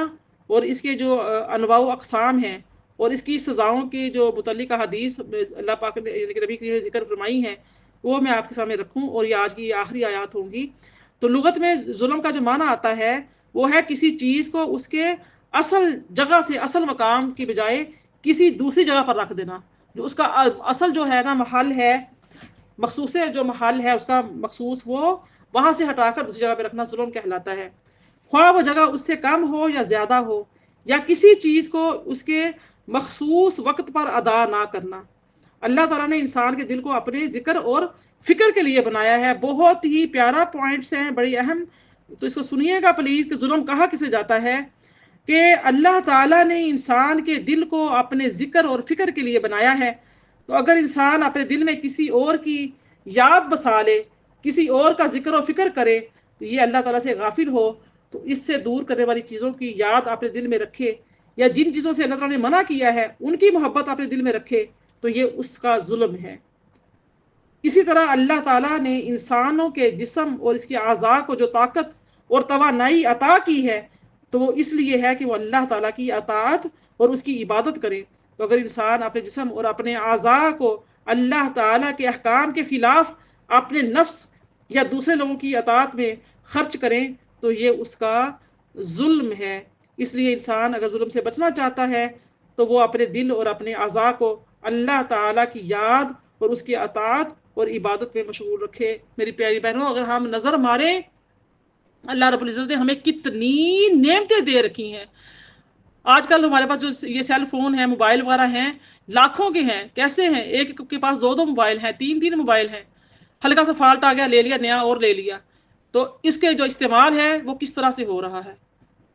अल्लाह ताला की इतनी बड़ी नेमत अल्लाह पाक ने ये जो रात बनाई है, ये रात की का जो है किस तरह से ज़िया हो रहा है, ज़िंदगी का ज़िया किस तरह से हो रहा है, अल्लाह की दी हुई नेमतों का ज़िया किस तरह से हो रहा है। ये हमारे हाथ सारा से रात जो मोबाइलों में नाचते हैं, और हमारे कान क्या कुछ सुनते हैं, हमारी आंखें क्या क्या नज़ारे देखती हैं, इल्ला माशाअल्लाह अल्लाह पाक की हिदायत दे तो ये नेमतें कहाँ। तो ये सारा क्या है, अल्लाह ताला से के जिक्र से गाफिल कर देने वाली चीज़ें हैं। अल्लाह पाक ने इंसान को पैदा किया, कि दुनिया बनाई, कि ये इंसान को अपना खलीफा बनाया, अशरफुल मखलूक़ात बनाया, और ये जिम्मेदारी दी कि तुम क्या करोगे, जाके मेरे दीन को नाफिज करोगे। अल्लाह पाक ने इस इंसान की तरफ अम्बिया और रसूल को भेजा, किताब मुबीन अता की। आज मुसलमान किधर खड़ा हुआ है? जिसने जो काम करना था उसने वो काम नहीं किया, जो काम उसको नहीं करने वाला था वो काम कर रहा है। आज यहूद नसारा से मुतासिर होकर उन्हीं की तकलीद कर रहा है, उन्हीं को पसंद कर रहा है, और उन्हीं के जिक्र और फिक्र में लगा हुआ है। इल्ला माशाअल्लाह, अल्लाह पाक हमें इससे महफूज फरमाए। अब देखिए, हज़रत इब्ने उमर रदी अल्लाह तआला अन्हु बयान करते हैं कि नबी सल्लल्लाहु अलैहि वसल्लम ने फरमाया, जुल्म क़यामत के अंधेरे हैं। सही बुखारी, सही मुस्लिम, सुनन तिरमिज़ी। यानी कि जो क़यामत का अंधेरा है ये जुल्म है। इस हदीस में जुल्म से मुराद आम है, ख्वाह वो मोमिन है, ख्वाह फासिक है, ख्वाह सादिर है, ख्वाह काफिर व फाजिर है। जुल्म की तमाम जो अनवा और अकसाम हैं वो जुल्म करने वाले के लिए अंधेरों का सबब है, या जुल्म की वजह से क़यामत के दिन शिद्दत, सख्ती, सऊबत होगी, या जालिम अपने जुल्म की वजह से क़यामत के दिन जन्नत की तरफ राह नहीं पा सकेंगे, रास्ता भूल जाएंगे। इसके बरक्स मोमिन की नेक अमाल का नूर उसके आगे आगे दौड़ रहा होगा, जिसकी वजह से इसके लिए जन्नत के रास्ते रोशन और ताबनाक होंगे। अल्लाह पाक सूरह तहरीम में फरमाता है, नूरुहुम यसआ बैना अयदीहिम व बिअयमानिहिम, उनका नूर उनके सामने और उनके दाईं तरफ दौड़ रहा होगा। हज़रत अबू मूसा रज़ियल्लाहु तआला अन्हु बयान करते हैं कि रसूलुल्लाह सल्लल्लाहु अलैहि वसल्लम ने फरमाया कि बेशक अल्लाह जालिम को ढील देता रहता है, हत्ता कि जब उसको पकड़ लेता है तो फिर छोड़ता नहीं है। अल्लाह ताला की पकड़ बहुत शदीद है, बहुत शदीद पकड़ है। अल्लाह ढील देता है। ये कभी ना कहे कि जो जालिम है यानी कि वो बस इतना जुल्म कर रहा है, تو اس کی پکڑ نہیں ہوگی. جب اس کی پکڑ ہوگی تو پھر اس کا کوئی ٹھکانہ نہیں ہوگا. جس کی پکڑ اللہ کرے اس کا ٹھکانہ کیا ہوتا ہے. تو صحیح بخاری، صحیح مسلم، سنن ترمذی، سنن ابن ماجہ میں حدیث مبارکہ ہے. اس حدیث مبارکہ میں مظلوم کے لیے تسلی ہے، ظالم کے لیے وعید ہے، اور وہ اس مہلت سے دھوکہ نہ کھائے. قرآن پاک میں آتا ہے سورہ ابراہیم کی آیت نمبر 42 میں، وَلَا تَحْسَبَنَّ اللَّهَ غَافِلًا عَمَّا يَعْمَلُ الظَّالِمُونَ إِنَّمَا يُؤَخِّرُهُمْ لِيَوْمٍ تَشْخَصُ فِيهِ الْأَبْصَارُ یؤخرہم لیوم تشخص فیہ الابصار. ظالموں کے اعمال سے اللہ کو غافل نہ گمان کر، وہ تو ان کو دن تک، یعنی کہ اس دن تک مہلت دیے ہوئے ہے جب ان کی آنکھیں پھٹی کی پھٹی رہ جائیں گی. جب اللہ پاک جو ہے مظلوم کو لا کے سامنے کھڑا کر دے گا تو اس وقت پھر اس کی آنکھیں پھٹی رہ جائیں گی کہ یہ ساتھ کیا ہوا، میں تو بڑا بنا ہوا تھا، یعنی کہ فن خان بنا ہوا تھا، بڑا میں فرعون بنا ہوا تھا، میں کہتا تھا میرے پاس ساری طاقت ہے، دولت ہے، ہر چیز ہے، میں کچھ کوئی بگاڑ نہیں سکتا، آج ہوا کیا. حضرت ابو ہریرہ فرماتے ہیں کہ رسول اللہ نے فرمایا کہ جس شخص نے اپنے بھائی کی عزت پر یا اس کی کسی اور چیز پر ظلم کیا ہو، اس دن کے آنے سے پہلے اس کے حلال، یعنی اس کو معاف کروا لے. حلال کرا لے مطلب کیا ہے کہ معاف کرا لے. جس دن کوئی دینار ہوگا نہ درہم ہوگا، اگر اس کا کوئی نیک عمل ہوگا تو اس کو اس کے ظلم کے برابر وصول کر دیا جائے گا، اور اگر اس ظلم کی نیکیاں نہیں ہوں گی تو مظلوم کے گناہوں کو اس پر ڈال دیا جائے گا. صحیح بخاری، مسند احمد اور عالم الکتب بیروت میں یہ کتاب جو ہے یہ حدیث مبارکہ رقم کی گئی ہے. اب دیکھیے اس حدیث مبارکہ میں فرمایا ہے کہ ظالم کی نیکیوں سے اس کے ظلم کی مقدار کے برابر وصول کر دیا جائے گا. اب اس کا معنی یہ بھی ہو سکتا ہے کہ اس کے نیک اعمال کو جو اجسام میں متمثل کیا جائے گا اور اس کے ظلم کے برابر اجسام مظلوم کو دے دیے جائیں گے، یعنی کہ جسم بدل دیے جائیں گے. جس جسم پر اس نے ظالم نے ظلم کیا تھا تو کیا ہوگا کہ جسم بدل دیا جائے، مظلوم کا جسم اس کو دے دیا جائے گا، تاکہ وہ جو تکلیف کی شدت اس وقت ظالم نے جو مظلوم پر ڈھائی تھی، جو اسے تکلیف دی تھی، جو اس کو مارا تھا، پیٹا تھا، ظلم کیا، قتل کیا، تشدد کیا، جیسا بھی ظلم کیا تھا، تو یہاں پہ ظلم یہ بھی ہو سکتا ہے، تمثیل دی جا رہی ہے کہ جسم بدل دیے جائیں گے. اللہ اکبر، اللہ تعالیٰ محفوظ فرمائے. تو کیا ہوگا کہ وہاں پر اجسام میں متمثل کیا جائے گا اور اس کے ظلم کے برابر اجسام مظلوم کو دے دیے جائیں گے. اور اس کے جو ہوں گے، اس کا معنی یہ بھی ہو سکتا ہے کہ ظالم کے جو صحائف اعمال سے اتنی نیکیوں کو کاٹ کر مظلوم کے صحائف اعمال میں لکھ دیا جائے گا، اور یہ بھی ہو سکتا ہے کہ اتنی نیکیوں کا اجر و ثواب ہو تو وہ مظلوم کو عطا کر دیا جائے گا. اسی طرح مظلوم کے جو گناہ ظالم پر ڈال دیے جائیں گے، اور ان کے بھی یہی تعین جو ہے نا محامل ہیں جو بیان کیے گئے ہیں. ایسے حذیفہ فرماتے ہیں کہ رسول اللہ نے فرمایا کہ تم لوگوں کی مثل عمل نہ کرو. کیا فرما رہے ہیں کہ تم لوگوں کی مثل عمل نہ کرو، کہ تم کہو کہ اگر لوگ ہمارے ساتھ اچھا سلوک کریں گے تو ہم بھی ان کے ساتھ اچھا سلوک کریں گے. تو میری پیاری بہنوں، آج کا رویہ تو یہی ہے، اور اگر وہ ہم پر ظلم کریں گے تو ہم بھی ان پر ظلم کریں گے. لیکن تم اپنے آپ کو اس کا عادی بناؤ کہ اگر لوگ تمہارے ساتھ نیک سلوک کریں تو تم بھی ان کے ساتھ نیک سلوک کرو، اور اگر وہ تم پر ظلم کریں تو تم ان پر ظلم نہ کرو. سنن ترمذی، مسند احمد. کیونکہ ظلم نہ کرنا بھی احسان ہے. اور اس حدیث مبارکہ کا معنی یہ ہے کہ تم اپنے نفسوں کو اخلاق حسنہ کا وطن اور محل بنا لو، حتیٰ کہ ظلم اور بد اخلاقی تمہارے لیے اس طرح اجنبی ہو جائے جیسے پرایا شہر اجنبی ہوتا ہے. حضرت علی رضی اللہ تعالیٰ بیان کرتے ہیں کہ رسول اللہ نے فرمایا، مظلوم کی دعا سے بچو، کیونکہ وہ اللہ سے اپنے حق کا سوال کرتا ہے اور اللہ کسی حقدار کو اس کے حق سے منع نہیں کرتا. حضرت اویس بن شرجیل جو ہے رضی اللہ تعالیٰ عنہ جو ہیں،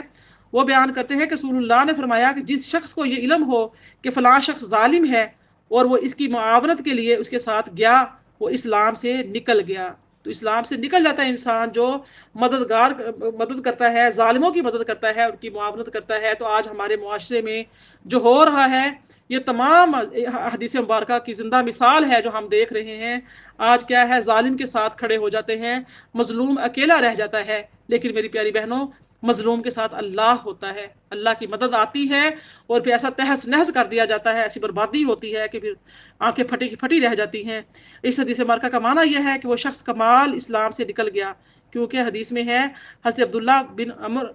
عبداللہ بن عمر رضی اللہ عنہ فرماتے ہیں کہ رسول اللہ نے فرمایا کہ مسلمان وہ ہے جس کی زبان اور ہاتھ کے شر سے دوسرے مسلمان محفوظ رہیں، صحیح بخاری صحیح مسلم۔ اور ایک ہی روایت میں آتا ہے کہ ابو موسیٰ رضی اللہ تعالیٰ بیان کرتے ہیں کہ مسلمانوں نے کہا یا رسول اللہ کون سا صاحب اسلام سب سے افضل ہے؟ آپ نے فرمایا جس کی زبان اور ہاتھ کے ظلم سے دوسرے مسلمان محفوظ رہیں، صحیح بخاری صحیح مسلم، سنن ترمذی، سنن نسائی۔ حضرت ابو ہریرہ فرماتے ہیں کہ انہوں نے ایک شخص کو یہ کہتے ہوئے سنا کہ ظالم صرف اپنی نفس کو نقصان پہنچاتا ہے۔ حضرت ابو ہریرہ نے کہا نہیں، اللہ کی قسم، حتیٰ کہ سرخاب پرندہ جو اپنے گھونسلے میں بھوک اور کمزوری سے مر جاتا ہے وہ بھی ظالم کے ظلم کے نقصان سے ہے، اس کے ضرر سے ہے۔ کتنی اہم بات ہے، کتنی اہم پوائنٹ ہے اس کا، یعنی کہ یہ قول جو ہے جو کہا کہ ابو ہریرہ نے کہا کہ ایسا نہیں ہے کہ ظالم جو ہے وہ اپنا نقصان کرتا ہے، وہ اپنا نقصان نہیں کرتا۔ تو آپ نے سرخاب جو پرندہ ہے اس کی مثال دی کہ اگر وہ بھی اپنے گھونسلے میں بھوکا پیاسا مر گیا تو وہ بھی اس ظالم کی وجہ سے مرا ہے۔ اس کی آیت ہے وَمَا ظَلَمُونَا وَلَٰكِن كَانُوا أَنفُسَهُمْ يَظْلِمُونَ، سورہ بقرہ کی آیت 57 ہے۔ انہوں نے ہم پر ظلم نہیں کیا لیکن وہ اپنی جانوں پر ظلم کرتے تھے۔ اور قرآن پاک میں فرمایا مَنْ عَمِلَ صَالِحًا فَلِنَفْسِهِ وَمَنْ أَسَاءَ فَعَلَيْهَا، سورہ حامیم سجدہ کی آیت نمبر 46 ہے۔ جس نے نیک عمل کیا تو اس کا نفع اس کے لیے ہے، اور جس نے برا کام کیا تو اس کا جو ضرر بھی اسی پر ہے۔ تو حضرت ابو ہریرہ رضی اللہ عنہ کا یہ منشا تھا کہ ظالم کے ظلم کا اثر دوسرے انسانوں، حیوانوں، بلکہ پرندوں تک بھی پہنچتا ہے، کیونکہ جب لوگ بکثرت علی اعلان گناہ کرتے ہیں تو اللہ تعالیٰ بارش روک لیتا ہے اور قحط مسلط کر دیتا ہے۔ قحط مسلط ہوتا ہے تو جس کے نتیجے میں دانے اور گھاس پھوس پیدا نہیں ہوتے اور بھوک سے مویشی اور پرندے مر جاتے ہیں۔ کبھی اتنا باریکی سے ہم نے غور کیا کتنا پیارا ہمارا اسلام ہے، دین ہے۔ اگر ہم جو ہے اس قرآن کو پڑھیں، غور و فکر کریں، اس قرآن کو اپنا اوڑھنا بچھونا بنا لیں، اس کو اپنے سینے سے لگائے پھریں، اس کے احکامات کو بار بار پڑھیں سنیں، تو پھر ہماری زندگیاں کتنی شیر و شکر ہو جائیں گی۔ کتنا باریکی کی بات ہے کہ ایک پرندہ بھی اگر گھونسلے میں مرتا ہے تو وہ بھی اس ظالم کی وجہ سے مرتا ہے، کہ جب انسان یعنی کہ اعلانیہ گناہ ہونے لگ جاتے ہیں، اللہ کی نافرمانیاں ہونے لگتی ہیں، احکام شریعہ کی نافرمانی ہونے لگتی ہے، تو پھر کیا ہوتا ہے کہ اللہ تعالیٰ کی ذات بارشوں کو روک لیتی ہے، قحط سالی آ جاتی ہے، جس سے کیا ہوتا ہے جو پرندے ہوتے ہیں، جانور ہوتے ہیں، چوپائے وغیرہ سب ہی بھوک اور پیاس سے جب مرنے لگتے ہیں تو وہ کس کے اوپر سارا ہوگا؟ وہ بھی بروز قیامت اس ظالم کو اس کی پکڑ کی جائے گی، اس کو پکڑا جائے گا۔ اللہ پاک کی ذات ہمیں احسان کرنے والوں میں بنائے، ہماری نسلوں کو احسان کرنے والوں میں بنائے، ظالموں سے محروم یعنی کہ محفوظ کرے۔ اللہ پاک ہم سب کو ایک دوسرے سے کو سلام کرنے کی، معاف کرنے کی، کھانا کھلانے کی، مدد کرنے کی توفیق عطا فرمائے۔ اللہ پاک کو جو اعمال محبوب ہیں، اللہ پاک نے جس مقصد کے لیے ہمیں پیدا فرمایا ہے، جو اعمال اللہ کو پیارے ہیں، جو متقین کی علامات اللہ پاک نے بیان فرمائی ہے، مومنین کی شان بیان فرمائی ہے، اللہ پاک ہمیں توفیق بخشے کہ ہم ان میں ہمارا شمار ہو جائے، اور فاسق و فاجر لوگوں کو، منافق لوگوں سے اللہ پاک ہمیں ہمارے آنے والی نسلوں کو محفوظ و مامون فرمائے، آمین یا رب العالمین۔ تو اللہ پاک نے ارشاد فرمایا آیت نمبر 23 میں وَلَقَدْ آتَيْنَا مُوسَى الْكِتَابَ فَلَا تَكُنْ فِي مِرْيَةٍ مِّن لِّقَائِهِ وَجَعَلْنَاهُ هُدًى لِّبَنِي إِسْرَائِيلَ وَجَعَلْنَا مِنْهُمْ أَئِمَّةً يَهْدُونَ بِأَمْرِنَا لَمَّا صَبَرُوا وَكَانُوا بِآيَاتِنَا يُوقِنُونَ إِنَّ رَبَّكَ هُوَ يَفْصِلُ بَيْنَهُمْ يَوْمَ الْقِيَامَةِ فِيمَا كَانُوا فِيهِ يَخْتَلِفُونَ۔ صدق اللہ العظیم۔ دیکھیے یہاں پر اللہ پاک کی ذات نے سورہ 23 میں جو فرمایا اور بے شک ہم نے موسیٰ علیہ السلام کو کتاب تورات عطا فرمائی، تو آپ ان کی ملاقات کی نسبت شک میں نہ رہیں، وہ ملاقات آپ سے عن قریب شب معراج ہونے والی ہے، اور ہم نے اسے بنی اسرائیل کے لیے ہدایت بنایا ہے، اور ہم نے ان میں سے جب وہ صبر کرتے رہے کچھ امام و پیشوا بنا دیے جو ہمارے حکم سے ہدایت کرتے رہے اور وہ ہماری آیتوں پر یقین رکھتے ہیں۔ بے شک آپ کا رب ہی ان لوگوں کے درمیان قیامت کے دن ان باتوں کا فیصلہ فرما دے گا جن میں وہ اختلاف کیا کرتے تھے۔ میری پیاری بہنوں، دیکھیے یہ میں آیت نمبر 23 سے 25 تک کی میں تلاوت آپ کے سامنے کی ہے، ترجمہ بھی پیش کیا ہے، تو دیکھتے ہیں اس کے آگے جو ہے آیت نمبر 23 میں ہے، اس میں کیا ہے حکم اللہ پاک کا۔ اس سے پہلے جو رکوع میں تھے اللہ تعالیٰ نے قیامت کا اور آخرت میں مومنوں کے ثواب اور کافروں کے عذاب کا ذکر فرمایا تھا۔ اب اس رکوع کی ابتدائی جو آیتیں ہیں اس میں اللہ پاک نے رسالت کا ذکر کیا ہے، اور رسالت کے ذکر میں حضرت موسیٰ علیہ السلام کا ذکر فرمایا ہے، حالانکہ جو رسول نبی صلی اللہ علیہ وسلم کے زمانے کے قریب تھے وہ حضرت عیسیٰ علیہ السلام تھے۔ حضرت عیسیٰ علیہ السلام کا ذکر اس لیے نہیں فرمایا کہ یہودی حضرت عیسیٰ علیہ السلام کی رسالت سے اتفاق نہیں کرتے تھے، تو اس کے برخلاف عیسائی حضرت موسیٰ علیہ السلام کی رسالت کو مانتے تھے۔ تو حضرت موسیٰ علیہ السلام فریقین کے درمیان متفق علیہ رسول ہیں، اس لیے اللہ پاک نے آیت میں حضرت موسیٰ علیہ السلام کا ذکر فرمایا ہے کہ آپ اس سے ملاقات میں شک نہ کریں۔ نبی صلی اللہ علیہ وسلم کی حضرت موسیٰ علیہ السلام سے جس ملاقات کا اس آیت میں ذکر کیا گیا ہے، اس کے بارے میں حضرت ابن عباس رضی اللہ تعالیٰ عنہما نے کہا کہ شب معراج آپ کی حضرت موسیٰ علیہ السلام سے جو ملاقات ہوئی ہے، آپ اس میں شک نہ پڑیں۔ ایک قول یہ آتا ہے کہ قیامت کے دن آپ کی حضرت موسیٰ علیہ السلام سے جو ملاقات ہوگی، آپ اس بارے میں شک نہ کریں کیونکہ ان قریب آپ کی ان سے ملاقات ہونے والی ہے۔ اس طریقے سے موسیٰ علیہ السلام پر جو کتاب نازل کی گئی تھی اور انہوں نے جو کتاب سے ملاقات کی تھی، آپ اس میں شک نہ کریں۔ یہ بھی ہو سکتا ہے کہ یہ آیت آپ کو کی تسلی کے لیے نازل کی گئی ہو،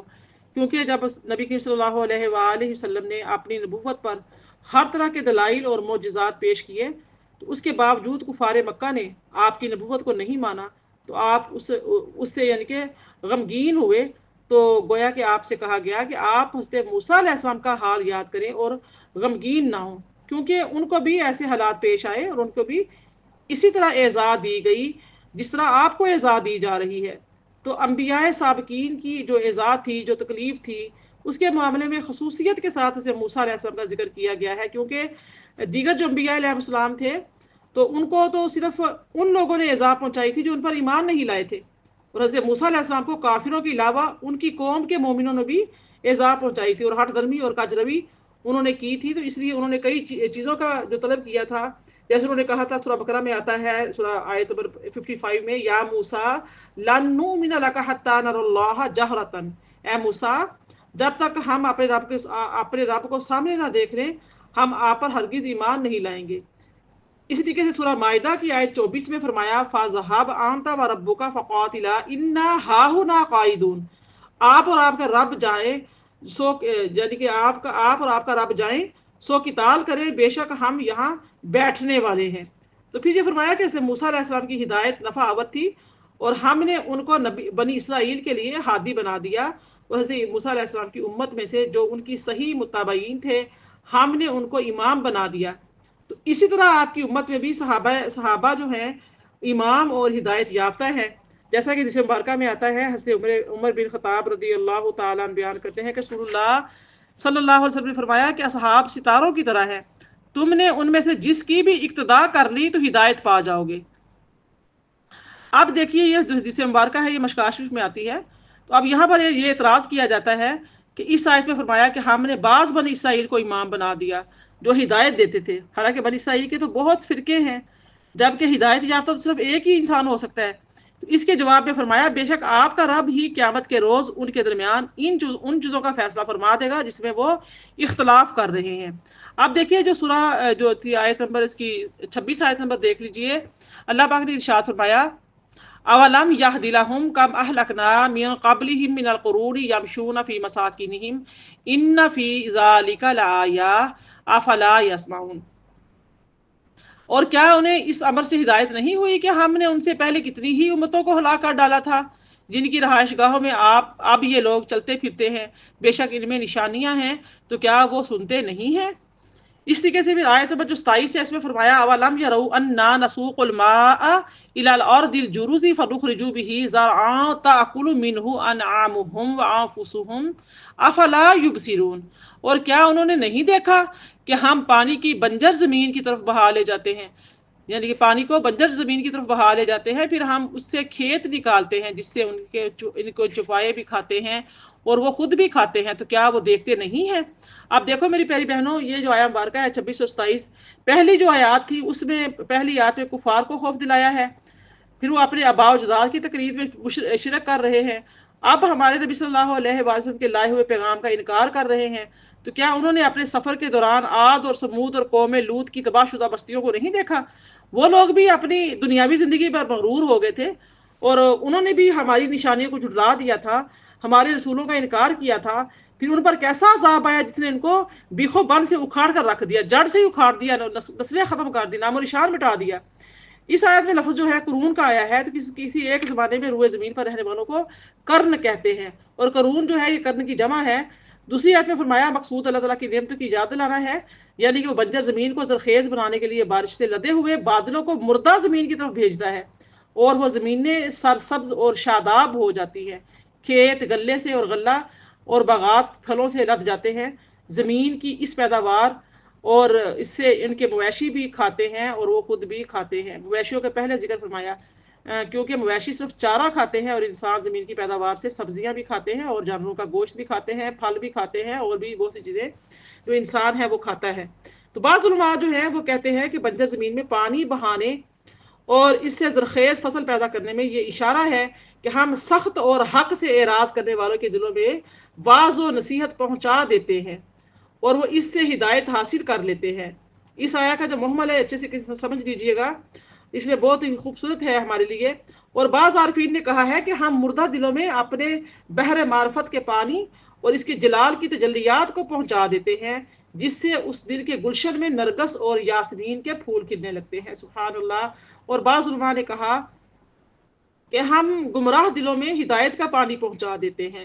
جس سے اس میں ذات اور صفات کے مشاہدات اور واردات کا اجتماع ہو جاتا ہے۔ تو واضح ہے کہ ہر ایک کی ہدایت مختلف ہوتی ہے۔ کافر کی ہدایت ایمان تک پہنچنا ہے، اور مومن فاسق کی ہدایت اطاعت اور عبادت تک پہنچنا ہے، اور جو مومن مطیع ہوتا ہے اس کی ہدایت زہد اور تقوی تک پہنچنا ہے،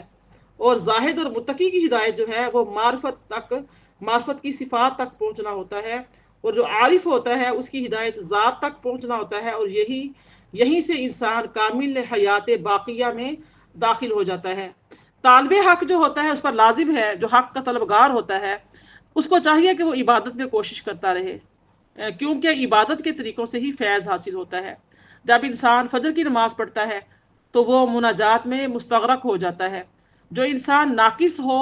وہ پھر دنیا کے کاروبار اور جھنبیلوں میں مصروف ہو جاتا ہے، اور صبح کی عبادت کے آثار گوا چکا ہوتا ہے۔ پھر جب وہ ظہر کی نماز پڑھتا ہے تو پھر اس کی رجوع اللہ کی طرف ہو جاتا ہے۔ ظہر کے بعد پھر وہ دنیا میں مشغول ہو جاتا ہے، اور عصر کی نماز اس کو پھر اللہ کی طرف توجہ دلاتی ہے، اور یہ ایسا ہے جیسے کسی خشک اور بے آب و گیاہ زمین میں بار بار پانی دیا جاتا ہے تاکہ وہ فصل اگانے کے قابل ہو جائے، تو حتیٰ کہ ایک دن وہ فصل لہلہانے لگتی ہے۔ اسی طرح رمضان کا مہینہ جب آتا ہے تو مومن روزے رکھتا ہے، اور ایک محدود وقت میں فرشتوں کی صفات سے متصف ہو جاتا ہے، اور جب بار بار یہ عمل ہوتا ہے تو اس میں صفات الہیہ منعکس ہو جاتے ہیں، حتیٰ کہ وہ اللہ کی صفات سے متصف اور اللہ کے اخلاق سے متخلق ہو جاتا ہے۔ تو میری پیاری بہنوں، یعنی جو اگر انسان مظہر ملائکہ ہو جائے، فرشتوں کی طرح ہو جائے، تو ہنوز معراج انسانیت سے دور ہے۔ کہ اس کا کمال پیکر جبریل ہونا ہی نہیں، اس کا کمال مظہر رب جبریل جو ہے نا وہ ہونا ہے۔ آیت نمبر 28 میں فرمایا وَيَقُولُونَ مَتَىٰ هَٰذَا الْفَتْحُ إِن كُنتُمْ صَادِقِينَ، اور کہتے ہیں یہ فیصلے کا دن کب ہوگا اگر تم سچے ہو۔ آیت نمبر 29 دیکھیے قُلْ يَوْمَ الْفَتْحِ لَا يَنفَعُ الَّذِينَ كَفَرُوا ایمانہم ولا ہم ینظرون، آپ فرما دیجئے فیصلے کے دن نہ کافروں کو ان کا ایمان فائدہ دے گا اور نہ ہی انہیں مہلت دی جائے گی۔ فَأَعْرِضْ عَنْهُمْ وَانتَظِرْ إِنَّهُمْ مُنتَظِرُونَ، پس آپ ان سے منہ پھیر لیجئے اور انتظار کیجئے، اور وہ لوگ بھی انتظار کر رہے ہیں۔ الحمدللہ یہاں پر ہماری جو ہے سورہ سجدہ مکمل ہو رہی ہے، جس کی 30 آیتیں تھیں، تو الحمدللہ اللہ پاک کے حکم سے مکمل ہوئی۔ آئیے ان آخری جو آیات ہیں ان کی تفسیر کو دیکھ لیتے ہیں۔ آیت نمبر 28 سے 23 تک میں نے تلاوت کی ہے۔ مسلمان کفار مکہ سے کہتے تھے کہ ایک دن اللہ ہمارے اور تمہارے درمیان فیصلہ فرما دے گا، اور اس سے ان کی مراد قیامت کا دن تھا، اور وہ کہتے تھے کہ ان قریب اللہ تعالیٰ فیصلہ فرمائے گا، اور اس دن نیکوکاروں کو اجر و ثواب عطا فرمائے گا اور بدکاروں کو سزا دے گا۔ تو کفار مکہ مسلمانوں کا مذاق اڑاتے ہوئے پوچھتے تھے بتاؤ وہ دن کب آئے گا اگر تم سچے ہو۔ اللہ تعالیٰ نے مسلمانوں کی طرف سے جواب دیا، آپ ان سے کہہ دیجئے کہ جب وہ فیصلے کا دن آئے گا تو تم کو ایمان لانے کی اور توبہ کرنے کی مہلت نہیں ملے گی۔ استغفر اللہ۔ علامہ قرطبی کہتے ہیں کہ یوم فتح سے مراد یوم بدر یا یوم فتح مکہ ہے۔ کیونکہ یوم بدر میں 70 کافر قتل کر دیے گئے تھے اور فتح مکہ کے دن وہ بھاگ گئے تھے، اور حضرت خالد بن ولید رضی اللہ تعالیٰ نے ان کا پیچھا کر کے ان کو قتل کرا دیا تھا۔ یہ جوامع الاحکام احکام القرآن میں آتا ہے، لیکن یہ تفسیر جو ہے یہ صحیح نہیں ہے، کیونکہ جنگ بدر میں جو کفار لڑنے کے لیے آئے تھے ان میں سے جو قتل ہونے سے بچ گئے تھے ان میں سے بہت سے ایمان لے آئے تھے۔ اسی طرح فتح مکہ کے دن اور اس کے بعد تمام کفار مکہ اسلام لے آئے تھے۔ اس لیے اس آیت کی تفسیر جو ہے نا صحیح ہے، کہ یہی تفسیر صحیح ہے کہ اس سے مراد قیامت کا دن ہے، اور اس دن کسی کافر کو ایمان لانے کی مہلت نہیں دی جائے گی، اور نہ کسی کو اس دن ایمان لانے سے کوئی فائدہ پہنچے گا۔ آخری آیت میں فرمایا کہ آپ ان سے اعراض کیجئے، اس کا معنی ہے کہ آپ ان کی جاہلانہ باتوں سے اعراض کریں اور اس کا جواب نہ دیجئے۔ وَذَرْنِي وَالْمُكَذِّبِينَ أُولِي النِّعْمَةِ وَمَهِّلْهُمْ قَلِيلًا، سورہ مزمل کی آیت نمبر 11 میں آتا ہے، اور ان جھٹلانے والوں امیروں کو آپ میرے ساتھ چھوڑ دیجئے، میں اس سے نمٹ لوں گا اور ان کو کچھ مہلت دے دیجئے۔ تو بعض علماء نے کہا کہ یہ آیت منسوخ ہے، یہ حکم اس وقت تھا جب آپ کو مشرکین کے خلاف جہاد کرنے کا حکم نہیں دیا تھا، اور جب جہاد کی آیت نازل ہو گئی تو یہ حکم جو تھا وہ منسوخ ہو گیا۔ وہ تھا سورہ جو توبہ ہے، اس کی 5 نمبر جو آیت ہے، اس میں آتا ہے فَقْتُلُوا الْمُشْرِكِينَ حَيْثُ وَجَدتُّمُوهُمْ، سو آپ مشرکین کو قتل کیجئے جہاں بھی آپ ان کو پائیں۔ یعنی کہ جو آیت میں نے پہلے سورہ مزمل کی تلاوت کی اس کو وہ منسوخ ہو چکی تھی، تو اس کے بعد آپ یہ آیت پھر نازل ہوئی کہ آپ مشرکین کو قتل کیجئے جہاں بھی آپ ان کو پائیں۔ اور بعض علماء جو ہیں وہ کہتے ہیں کہ یہ آیت منسوخ نہیں ہے، لیکن اس آیت کے نازل ہونے کے بعد بھی ہر جگہ مشرکین سے قتال واجب نہیں ہے۔ بعض اوقات کسی علاقے میں مشرکین سے صلح ہو جاتی ہے، بعض اوقات مشرکین یہود و نصارہ جزیے پر تیار ہو جاتے ہیں، اور بعض اوقات مشرکین سے مقابلہ اور ان پر غلبہ حاصل کرنے کے لیے مسلمانوں کے پاس مادی اسلحہ نہیں ہوتا، جیسا کہ آج کل جو ہے امریکہ ہے، روس ہے، برطانیہ، فرانس، چین وغیرہ ایسی عالمی سپر طاقتیں ہیں، اور ان کے خلاف قتال کرنا، جو قتال کرنا ہے مسلمانوں پر واجب نہیں ہے۔ جیسا کہ حدیث مبارکہ میں آتا ہے کہ حضرت حذیفہ رضی اللہ تعالیٰ عنہ بیان کرتے ہیں کہ رسول اللہ نے فرمایا کسی مومن کے لیے یہ جائز نہیں ہے کہ وہ اپنے نفس کو ذلیل کرے۔ صحابہ نے پوچھا وہ اپنے نفس کو کیسے ذلیل کرے گا؟ تو آپ نے فرمایا کہ وہ ایسی آزمائش کے در پہ ہو جائے جس کی وہ طاقت نہیں رکھتا، یعنی کہ اتنے بڑے یہ ممالک ہیں تو اس کے تو عام یعنی کہ انسان کے بس میں تو نہیں نا ہے کہ وہ اس کو وہ کریں گے، مطلب کہ ان سے جنگ کریں گے، لڑائی کریں گے۔ اس لیے آپ یعنی کہ فرمایا اللہ پاک نے کہ نبی پاک نے فرمایا کہ نفس کو ذلیل نہ کرے، تو فرمایا کہ انتظار کیجئے، بے شک وہ بھی انتظار کر رہے ہیں، آیت 30 میں آتا ہے، تو یعنی کہ وہ آپ کے اوپر حوادث زمانہ کے نزول کا انتظار کر رہے ہیں، اور آپ ان کے اوپر عذاب الہی کے نزول کا انتظار کیجئے۔ وہ اس انتظار میں ہے کہ بت ان کی مدد کریں گے، آپ اللہ کی مدد کا انتظار کیجئے۔ وہ استحزان قیامت کا انتظار کر رہے ہیں، آپ سنجیدگی سے قیامت کا انتظار کیجئے۔ اگر اعتراض کیا جائے کہ وہ قیامت کا کیسے انتظار کر رہے ہیں تو وہ قیامت کا انکار کرتے تھے، اس کا جواب یہ آتا ہے کہ ان میں سے بعض قیامت میں شک کرتے تھے، اور بعض قیامت کے آنے میں بعض جو ہے قیامت کے آنے میں شک کرتے تھے، اور بعض جو ہے اس کا انکار کرتے تھے۔ تو اس لیے فرمایا کہ آپ انتظار کریں، اور وہ بھی انتظار کر رہے ہیں، تو یہ دن جو ہے وہ اپنی آنکھوں سے وہ دیکھیں گے کہ کیا ان کا حال ہوتا ہے۔ تو اللہ پاک کا شکر ہے کہ ہماری آج یہ سورہ جو سجدہ ہے، جو 30 آیتیں تھیں، ماشاءاللہ یہ اللہ پاک کی دی ہوئی توفیقات سے مکمل ہوئیں۔ اللہ پاک سے دعا ہے ان آیات بینات پر، اس سورہ مبارکہ پر جتنا ہم نے غور و فکر کیا، یا پیچھے سے جتنا بھی الحمد سے لے کر اس سورہ سجدہ تک جتنا ہم نے غور و فکر کیا، تدبر کیا، بیان کیا، آپ نے سنا، اللہ پاک اس کو اپنے بارگاہ میں قبول شرف قبول عطا فرمائے، اور ہمارے والدین کے لیے اس آیات قرآنیہ کو صدقہ جاریہ بنائے، اور اس پر عمل کرنے کی توفیق عطا فرمائے۔ وما علیہ الا البلاغ المبین۔ انشاءاللہ بقیہ جو ہے اس کا جو آغاز ہے سورہ احزاب سے ہوگا، بہت امپورٹنٹ سورہ احزاب، اس کو انشاءاللہ تعالی جب ہم پڑھیں گے، غور و فکر کریں گے، تو ضرور انشاءاللہ ہمارے مزید جو ہے ہمارے ایمان میں اضافہ ہوگا انشاءاللہ۔ وما علیہ الا البلاغ المبین۔ ربنا تقبل منا انک انت السمیع العلیم وتب علینا انک انت التواب الرحیم۔